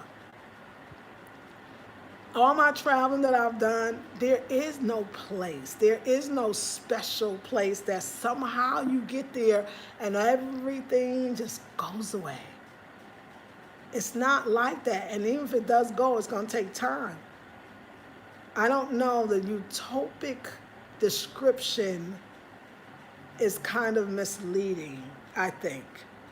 And I think that we need vloggers to semi-keep it real, but they won't, and it's okay, because who want to make the continent look bad? And it's not, well, they might be doing that by themselves, really, but I don't know, like just honesty is coming out, and I just can't lie.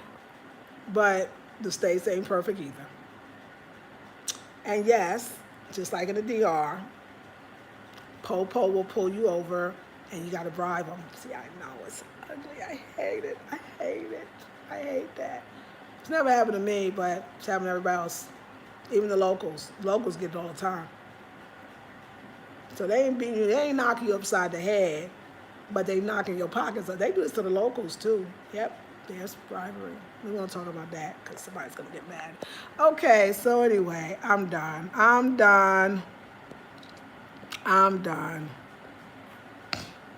That's right. You should just say, yes, right? Agreed. Yes, that's right. Yes. Yeah, they see you as a mark. Yes. Okay, Patreon. Yes, we need that. The ancestral love and protection is all around you. Your experience will continue to grow in beautiful ways. Yes. You are so on point. Every time I go to Africa, somebody gets cursed out. Go ahead, Sean. I love it. Just thank you, y'all. Sean, and I really respect you because you go a lot. Keep telling the truth. Thank you. Like the brilliant educated sister said, they offer free education, got the runaround, and no opportunity. Exactly. That showed you something, right, Sharon? That showed you something. Tia says, no, they clearly let me know that I wasn't them and they aren't me. That's right. 1963. See, that's not that long ago when you really think about it. Bridging the gap. I love that Can I Am. I would like that.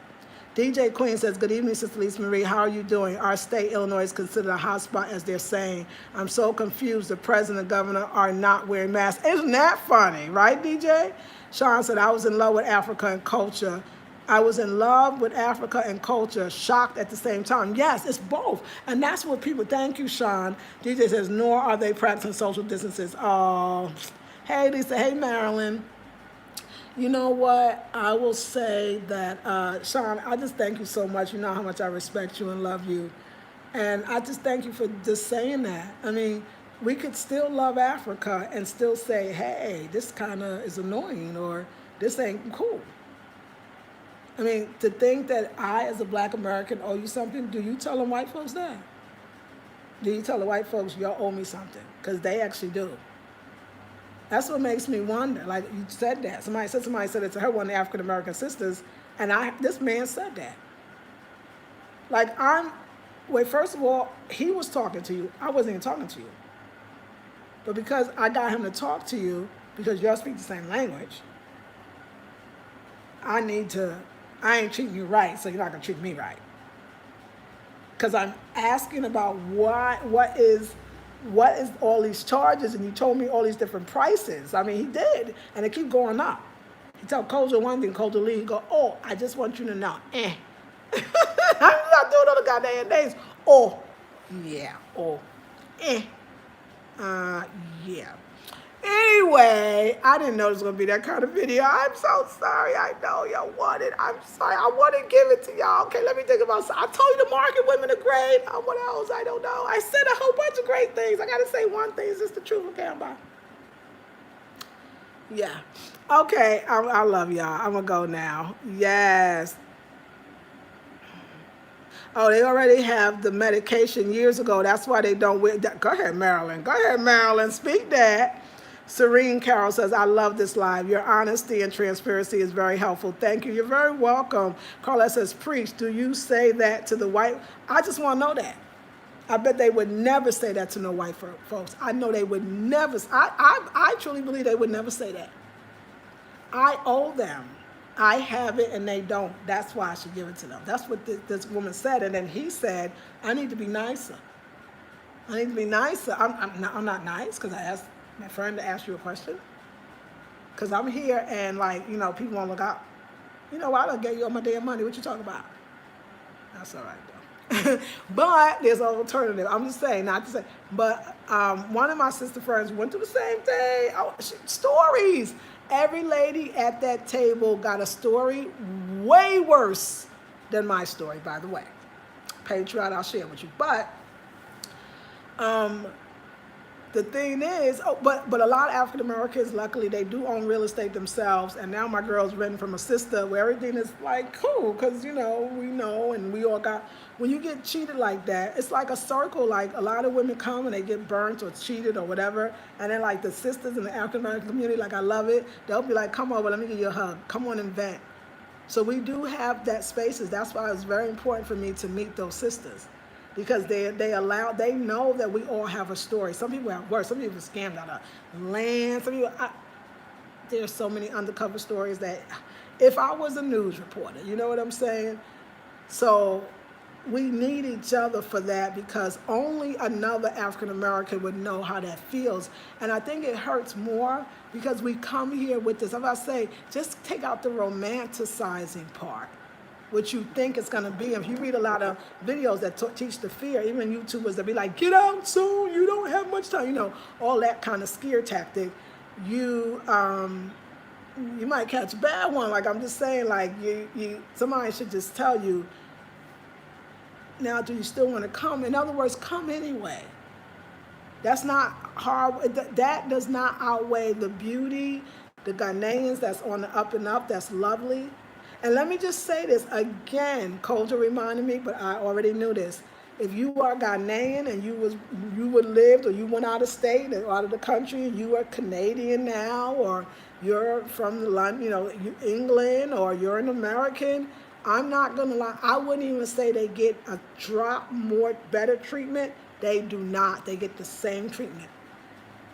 The minute you leave home and you lose that little bit of accent and your tree ain't that sharp, you will be treated just like me. And that part was even deeper to comprehend, what? What? That was deep. That was deep. That was like, wow, y'all rough out here with that one. Even your own people, but they be like, you not Ghanaian. The person be straight Ghanaian, but they lived in the States. It's that thing, but you know what? I heard this in Caribbean too. So you leave, you're expected to come back and be Mac Daddy. You expected to come back and just give all this money that you don't have. That's why I say maybe Ghanaians too that go abroad, you gotta stop perpetrating the fraud because you're making it look bad. You're making it hard for the rest of us. And they come back, even Ghanaians told me, they come back and they give all this money because they're like they rich, but they make sure they go back home because they need to re-up because they don't really have it like that either. I just say, like, I think we should do better in there, and I hope that we can. It's a lot of things. Somebody's right. Why are Africans in diaspora coming to Cape Coast to go to the dungeons? Why do we have to pay? It's not our fault we were so. Why do we have to pay? Why don't they have that? They have local prices and foreigner prices. Why are you treating us like foreigners in that way? There's so many things that I think that the year return could do or could have done, and you're going to have to make things special. I mean, we have a lot of knowledge, a lot of wisdom, a lot of, like you said, the sisters, you're right, the sisters said, I want to donate my time for free. Donate. And they couldn't get that together? What do you like the state? You would rather you could be self-sufficient instead of waiting on the foreigners and trying to get somebody when you could actually be self-sufficient? That's some mental thing. That's some long time. A lot of people want to think that colonization was not as harsh or not as damaging as slavery. Just as damaging. Just when they got an African seeing an African from the States or Canada not as one of them, that right in front of you is a person who, if they didn't talk, looks just like you, and you can't see? You see them as another white person? You call them a white person? I mean, it's freaking absurd, but that's how good they got you, huh? We talk about unification. We got to unify amongst each other and stop doing that to each other. We got to do better. And for any Ghanaians, I would love to hear your opinion. Tell me why you think this is right or why you think it's wrong. Don't get quiet now. Come on and speak up. Somebody need to talk about it. That's all I'm going to say. So yes. Thank you. That's right. That's right, Karla. I will stop apologizing for the truth. Yes, ma'am. I love you, Lisa. Love you too. You touched on something I experienced. My husband and his uncle had to calm me down for cursing out a policeman for asking us for money in Nigeria at a fake checkpoint. Set you up. Marion says, we have to make ourselves familiar with culture, period, before traveling. Yes, this is true. That's a good way of looking at it. Multifaceted says, have you had a chance to visit Nkrumah's tomb in Accra? No, and it's right next door to the art center, and I need to go. Colonization was catastrophic, too. It was catastrophic. It was catastrophic. There is a number played. But like I said, that water, that sand, even the color, even if they can't see their color and ours being the same, you will. Most black Americans, the first thing they say is all the blackness. That's what makes them stay. The easier way of living, the fact that you don't have to get a mortgage to get a house. I think they having that now. Somebody said, but you don't have to. If you got the money, you could build, even if it's slowly building. There is a sense of freedom here, a sense of oneness. The fact that you never see anybody that don't look like you, I mean, there's something to the esteem that. Because remember, we need different things. Africans know that they're black and they know who they are and they don't need to, and so forth, feel proud in a sense about their race, nationality, or culture, or even color. But because we didn't have each other around each other, we need that. Do you understand what I'm saying? You're not coming for them, although you are, but you're also coming for you. You have to come to Ghana to get what you need. If you need black all day long, by damn it, Ghana's a good place to come to. If you need a pace where you feel more relaxed or opportunity to buy land and build, then that's what you're going to have to do. If you need the ancestors that left, that was not supposed to return so that you could return, then you come for that. the lower cost of living, but there's like communities like, I don't know, like I saw all these beautiful homes in like, let's say Cape Coast. Now everybody's right, I'm gonna tell you what they say about Cape Coast. Besides the dungeons, it's a sleepy town. That's what people say, because everybody's different. But sometimes you see the rent like 600, 700. They got rent for $2,000 in some of these places. $2,000. Who paying $2,000? It's the foreigners. It's not the Ghanaians. So it's like you could pay a lot of money living here too. It sounds cheap until you add everything up. So I wonder how cheap rents are going to be once a lot of Black Americans are here. And there's Black American communities, no offense, but the rent's way more expensive. So the Black Americans that's owning property is kind of charging out the Yahoo too, because they know the Black people that's coming got money to everybody. It's colonizers right about now.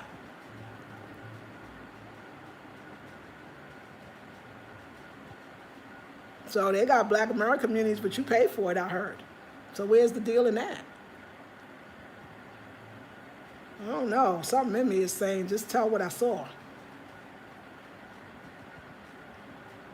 So I'm going to keep the video up. I'm not going to take it down.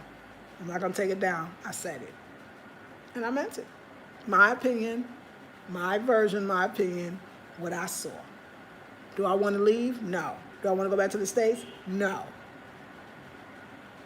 I don't get mad that easy. It's like I'm tolerant when I travel, but I think it hurts more when the people look like you. It hurts more. It's a deep hurt. And you can't get them to see why this is not really the best business practice. That they would get more being more truthful. I'm just saying. Yes. No. It seems the diaspora and native-born need re-education of the mind and soul. Come on. What a brainwashing that was done. You are growing the hunger for Africa in me. Yes, love it. 300 says the Asians own the hotels and apartment complexes. There you go.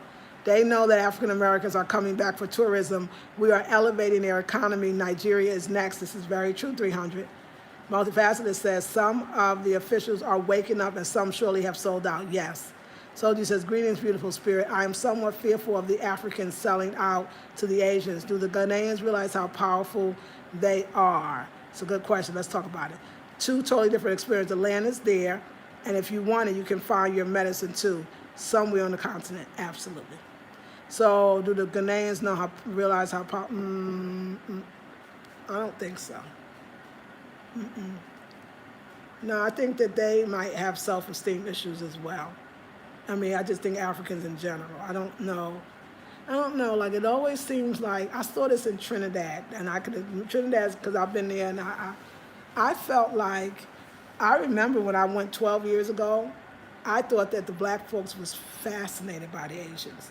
Look, they could talk like us. Whoa, look at this. Oh, no, they were like intrigued. And it's almost like if you live in a mostly Black country, it probably makes sense. Maybe it's some innate thing. You're intrigued by other colors and other races. You think they're somehow special and maybe even better. So you let them take your culture. You think it's cool. They acting Black. They acting like a Trini. Oh, that's a different. Oh, I remember my friend Clyde, like he was kissed. I don't know. It turned me off. That We Are the World.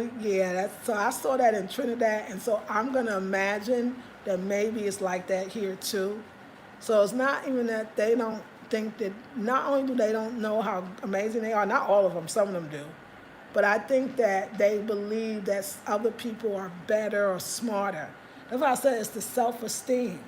If your country is bringing other people over to do the work that if you were trained you could do for years, maybe you too wouldn't feel like you're good enough or smart enough. I'm not going too deep, but I'm going a little bit.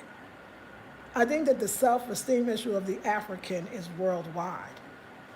And I just this whole idea of just run. See, This is the thing that I worry about. I'm going to go all the way in, and I'm just going to put it out there, and then I'm going to get off this thing. So you really think there's a place in the world that white folks is going to let all the black people go to? See, I don't know. Let me not go there. I'm not going to go there. See, when you travel a lot, the world don't seem so big. It seems pretty small. And the connection to to Africa and the West is extremely strong. So you kind of think that you're running away from some independent place of the United States, but the United States got their hand, their foot, and their ass all up in Africa, not just the Asians.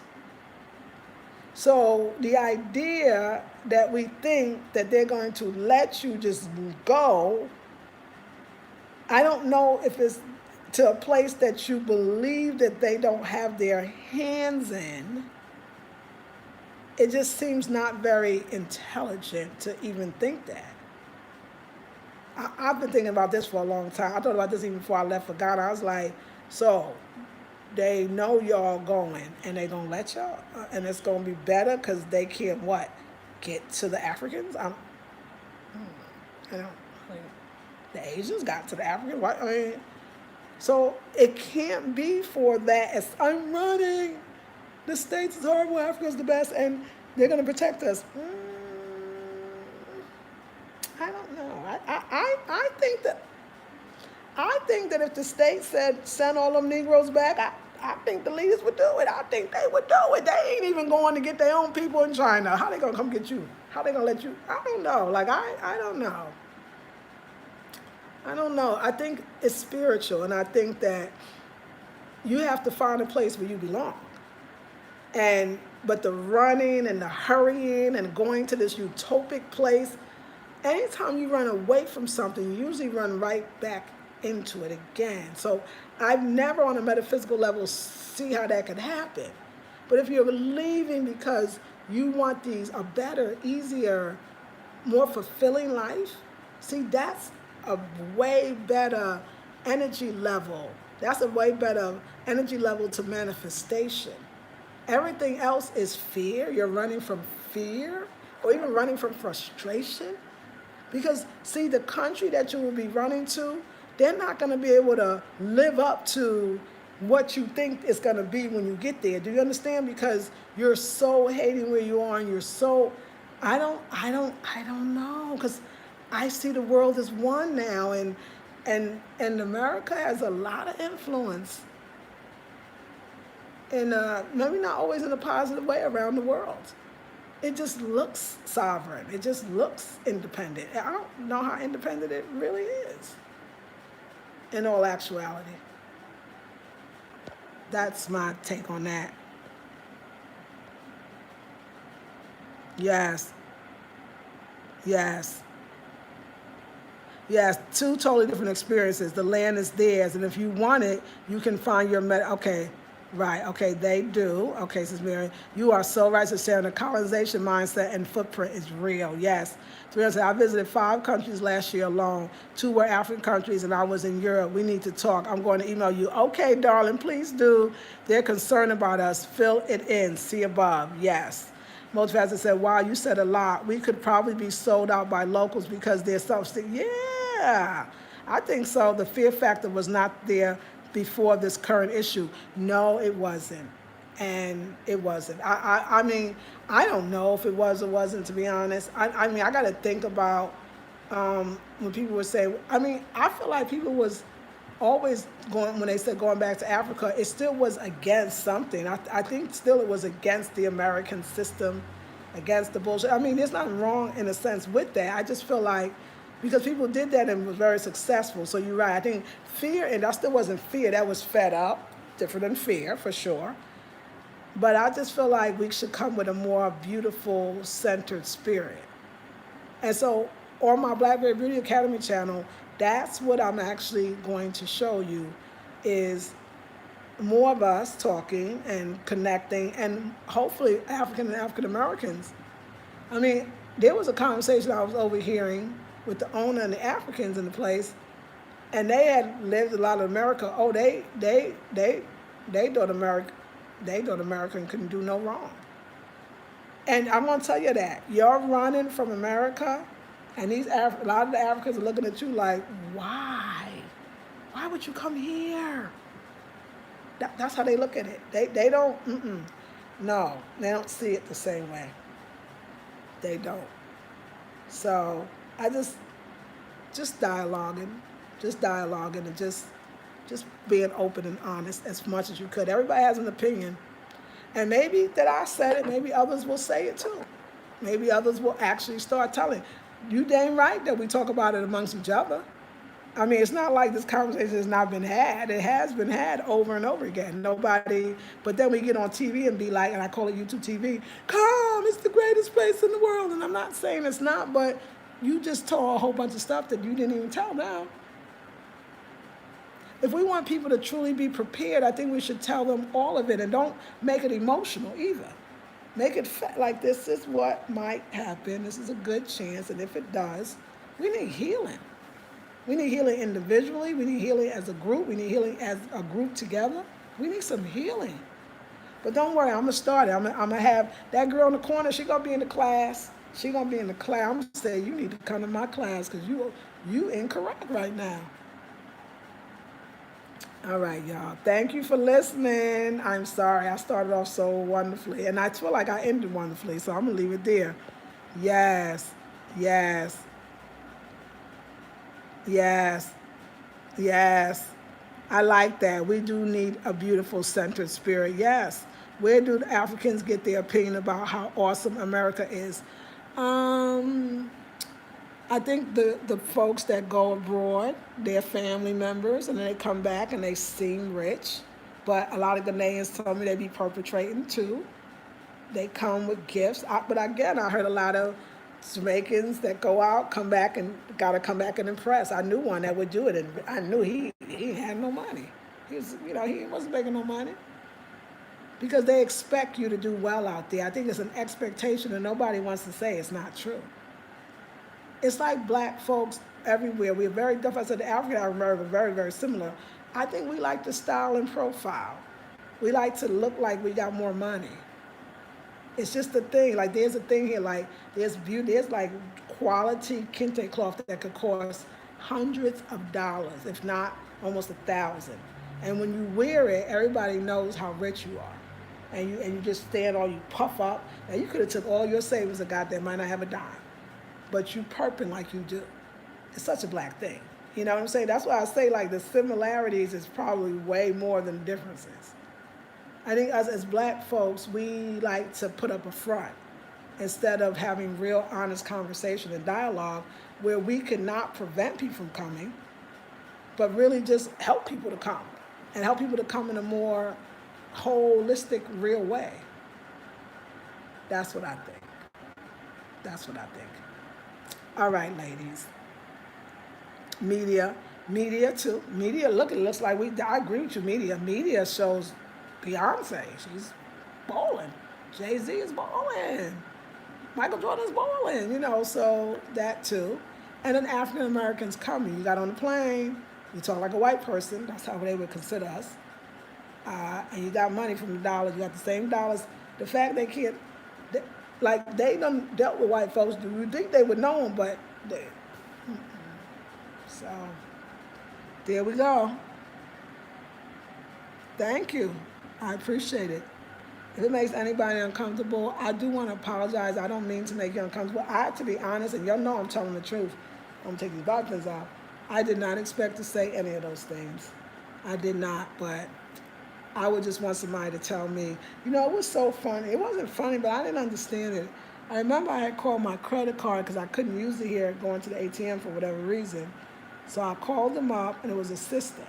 And I was telling her that I was actually, at that time, so they called it stuck in Ghana, and that I really needed access to my money. And she said, this woman I don't know is a black woman, to call, and you know how to call before you get on the call says, this call may be recorded for quality assurance or something, right? The call said that. She said, oh my gosh, she said, girl. And I was like, damn, why she say that? She said, girl, it was the weirdest thing. It was like some message. She said, girl, them Africans don't love you. You in Africa? She said, be safe. Them Africans don't love you. And I thought, why would she say that? She probably ain't never even been to Africa. I was all salty, mad. But at the same time, I just said, thank you, you know. And now I'm not saying that they don't love us or not. I think they care. I'm not really sure. But I think what she was saying was, I think that black Americans, and I think that the ones here, I see it, they're strong, so they know. We gotta not look for an individual African, or even maybe the country itself, to love us and to authenticate us. I think that when I came, I wanted that. I wanted them to say, you look like us, which they do all the time, but how much that get me? You know what I'm saying? I think that on some level, we want to be acknowledged as the children that was taken and returned. And we want them to, but they might not really see you that way. Oh, thank you, Carlette. I appreciate that, Cash Ass. Just thank you so much. They might not see you that way. And that might, for some, a hard pill to swallow when you consider that you might want that. And some of y'all might say, well, no, I don't care about that. I don't want that. I don't need them to validate me. You'd be surprised what's in your psyche that's so deep that you didn't even know.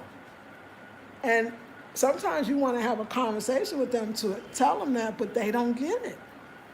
You know, I had my friend Quasey. I mean, he wasn't trying to be disrespectful. He said, I don't know if he said he did or he wanted to sleep in the Cape Coast because he wanted to feel what we felt when we went in there, because he's a Ghanaian, so he didn't feel it.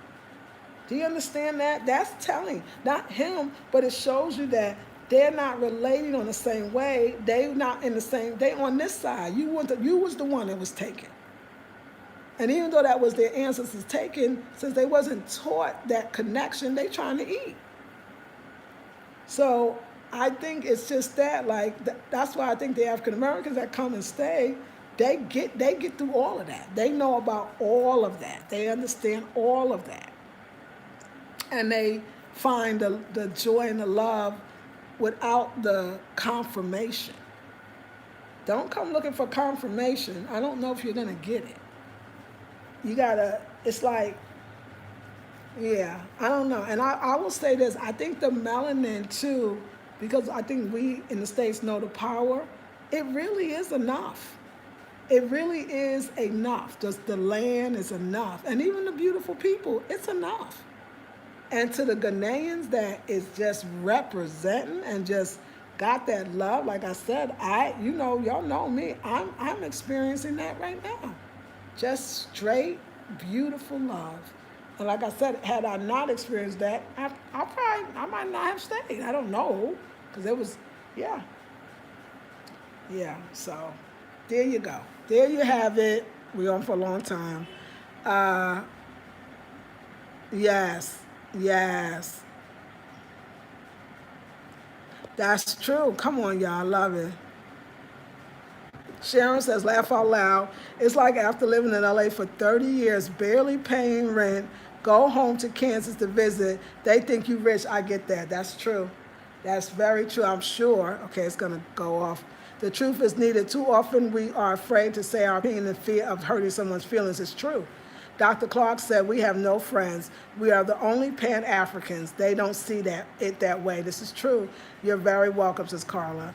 Thank you. Education is needed on both sides of the Atlantic, Pacific, and Indian Oceans. Yes, ma'am, Marianne.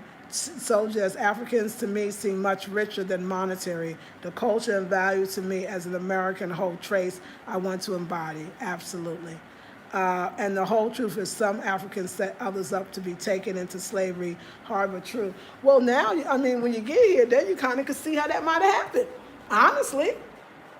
I mean, when they confiscated all that beautiful stuff, the ivory, all the stuff that's illegal to take out of the continent. Remember, if you saw some of the videos with the Chinese, it was the Africans helping them get it. I'm just saying, you can always pay somebody.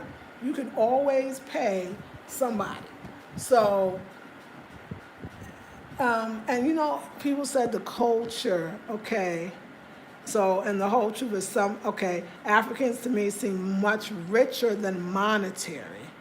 The culture and value to me as an American hold traits I want to embody.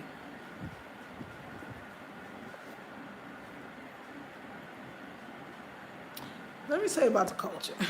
That one really is the culture. I mean, they fight amongst each other. I mean, the tribal thing it's real. Like somebody said to me at the table, somebody said it was the Muslims and she was with a Christian, and the Christians asked her, she was just an American in Ghana, I think it was during, I don't know, I'm not saying it's the Peace Corps, I'm not sure, but the Christian lady said to her, I want to ask you, do you think Muslims are going to go to heaven? I mean, there's God people that wouldn't rent to Ashantis, and Ashantis wouldn't rent to God. There's it's not, I don't know, that's, I'm just trying to say, like, in all honesty, I mean, what culture? Ga, Iwe, Hausa, what culture? Because they don't necessarily think they're the same. What culture? Muslim, Christian, because they don't necessarily think they're the same. I mean, can we go here, or do I need to stop right now? They don't necessarily think they're the same. So when you say culture, which culture? Because they all believe that they have a different culture. They will tell you that this is a different culture. You see how everything is, that's what we were told. But I don't know. I'm gonna ask you about that too. Yes. Right, what culture? Food and dancing? European rule their government and Asians own their debts. Come on, 300. Their education is based off European education. Yeah, so the culture thing, I'm going to be with 300 on this one. Old school beauty, yes, you're absolutely right about the tribal thing is real. Yeah, so the tribal thing, I mean, Kojo told me stuff. Like, I mean, everybody, like, that's a conversation. Like, some of them don't like each other. I mean, like, straight up just don't respect each other or each other's culture, because to them, that's a different culture in the same country. When I was watching the video yesterday in Pram, 73 different languages. So that means there's 73 kind of cultures. See, that's kind of damn confusing. I think tribalism is just as detrimental as segregation or integration, whichever side of the coin you on that one.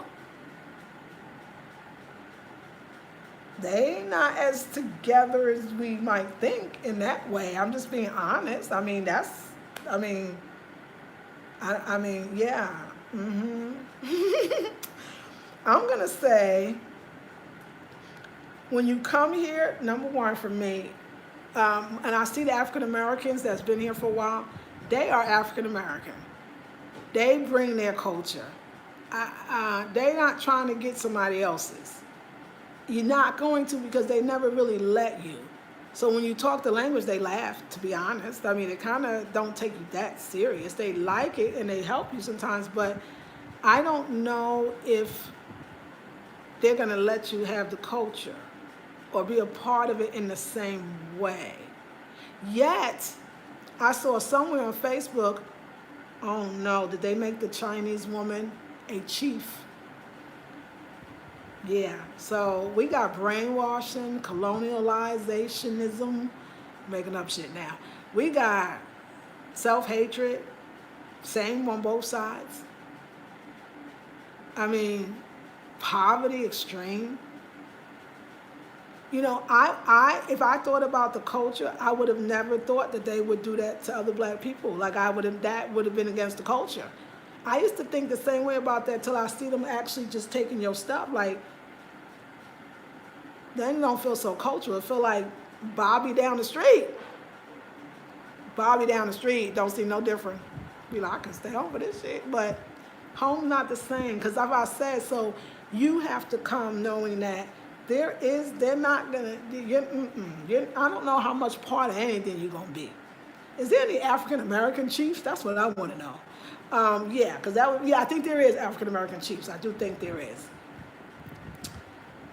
I could talk about the stories about the land that was given to the African Americans and how the Africans fought the African Americans. They didn't want them to have it. That divide and conquer is very, very real. And I've heard people back when I was a kid talk about the tribalism and the negative effect and the different religions. I didn't understand it now until I'm a grown up and I'm in Ghana. If I could tell you, you're going to have a better time in Ghana if you're not running for something that you think you don't have. You do have something. That's why African Americans come here and form communities, because they kind of have to. Ain't that something? Then you think you was going to come to Africa, you was going to blend in with the Africans. You was going to be a real African.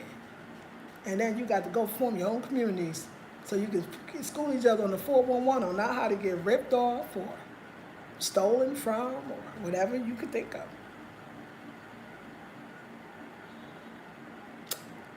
Yeah.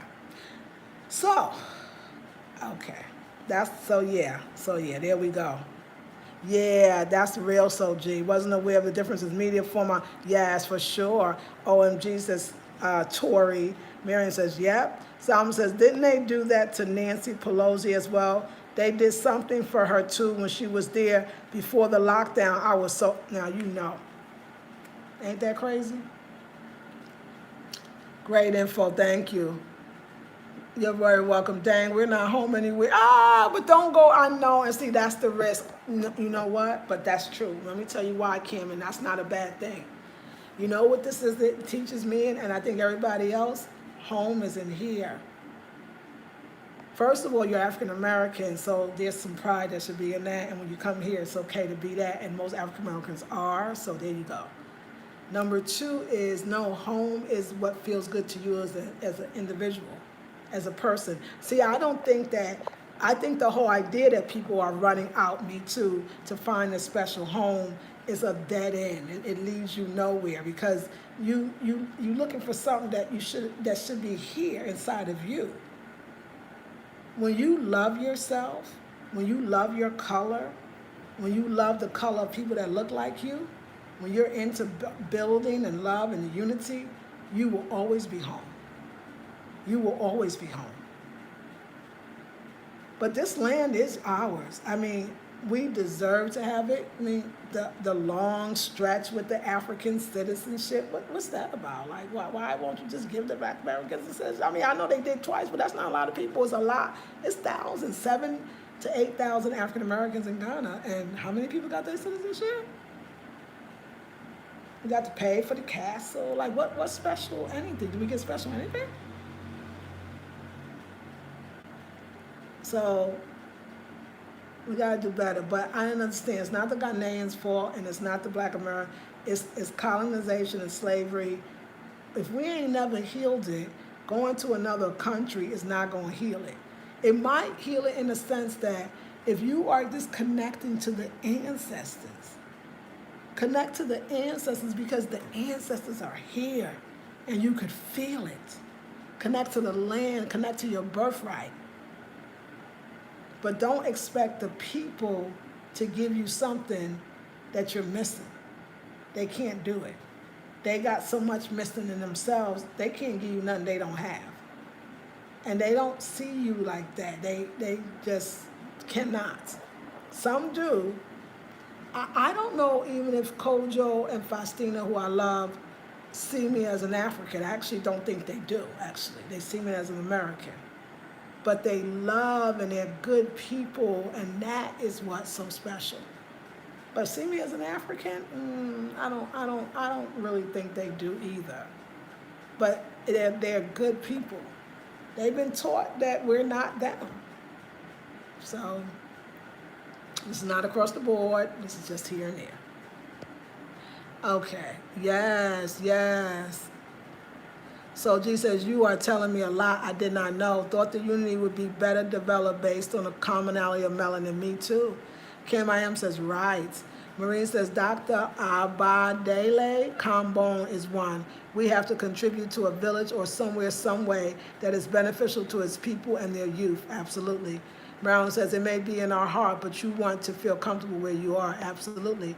Sharon says, wow, they have to keep re-upping their visas, no citizenship. Yeah, that's, why are we going through that? I mean, why are we going through that? We're contributing, spending lots of money. But remember the sister in the prayer, the elder sister Erna, she said, because we're not unified in Ghana, that if we got unified and said, look, this is what we bring to the table, thousands, if not, maybe we have to bring in $1 million. I know we buying a whole bunch of stuff. I can see our laid out houses. So she's right. We have power, but we don't organize and use it. We don't say, hey, excuse me, I'm sorry for the noise. We don't say, I'm trying to get y'all because this phone is hot and that's just radiation. Okay, this is not a good position. We have to understand our power in Ghana. Sorry, and what we're bringing to the table, but this phone is so hot and I don't know. And it's so hot. Okay, so we know what that is. All right, so we're gonna say goodnight because when the phone starts falling numerous times, we know it's over. It's over. All right, ladies, I love you. I didn't mean to be a Debbie. All right, y'all. So anyway, I love y'all. Enjoy this very, very long video. This phone is way too hot, so it can't be healthy. Don't know why it's so hot, but it is. And I will see you all in the next video. I'm half Ghanaian and half Jamaican, and my Ghanaian family don't consider me one of them. And I know that hurts.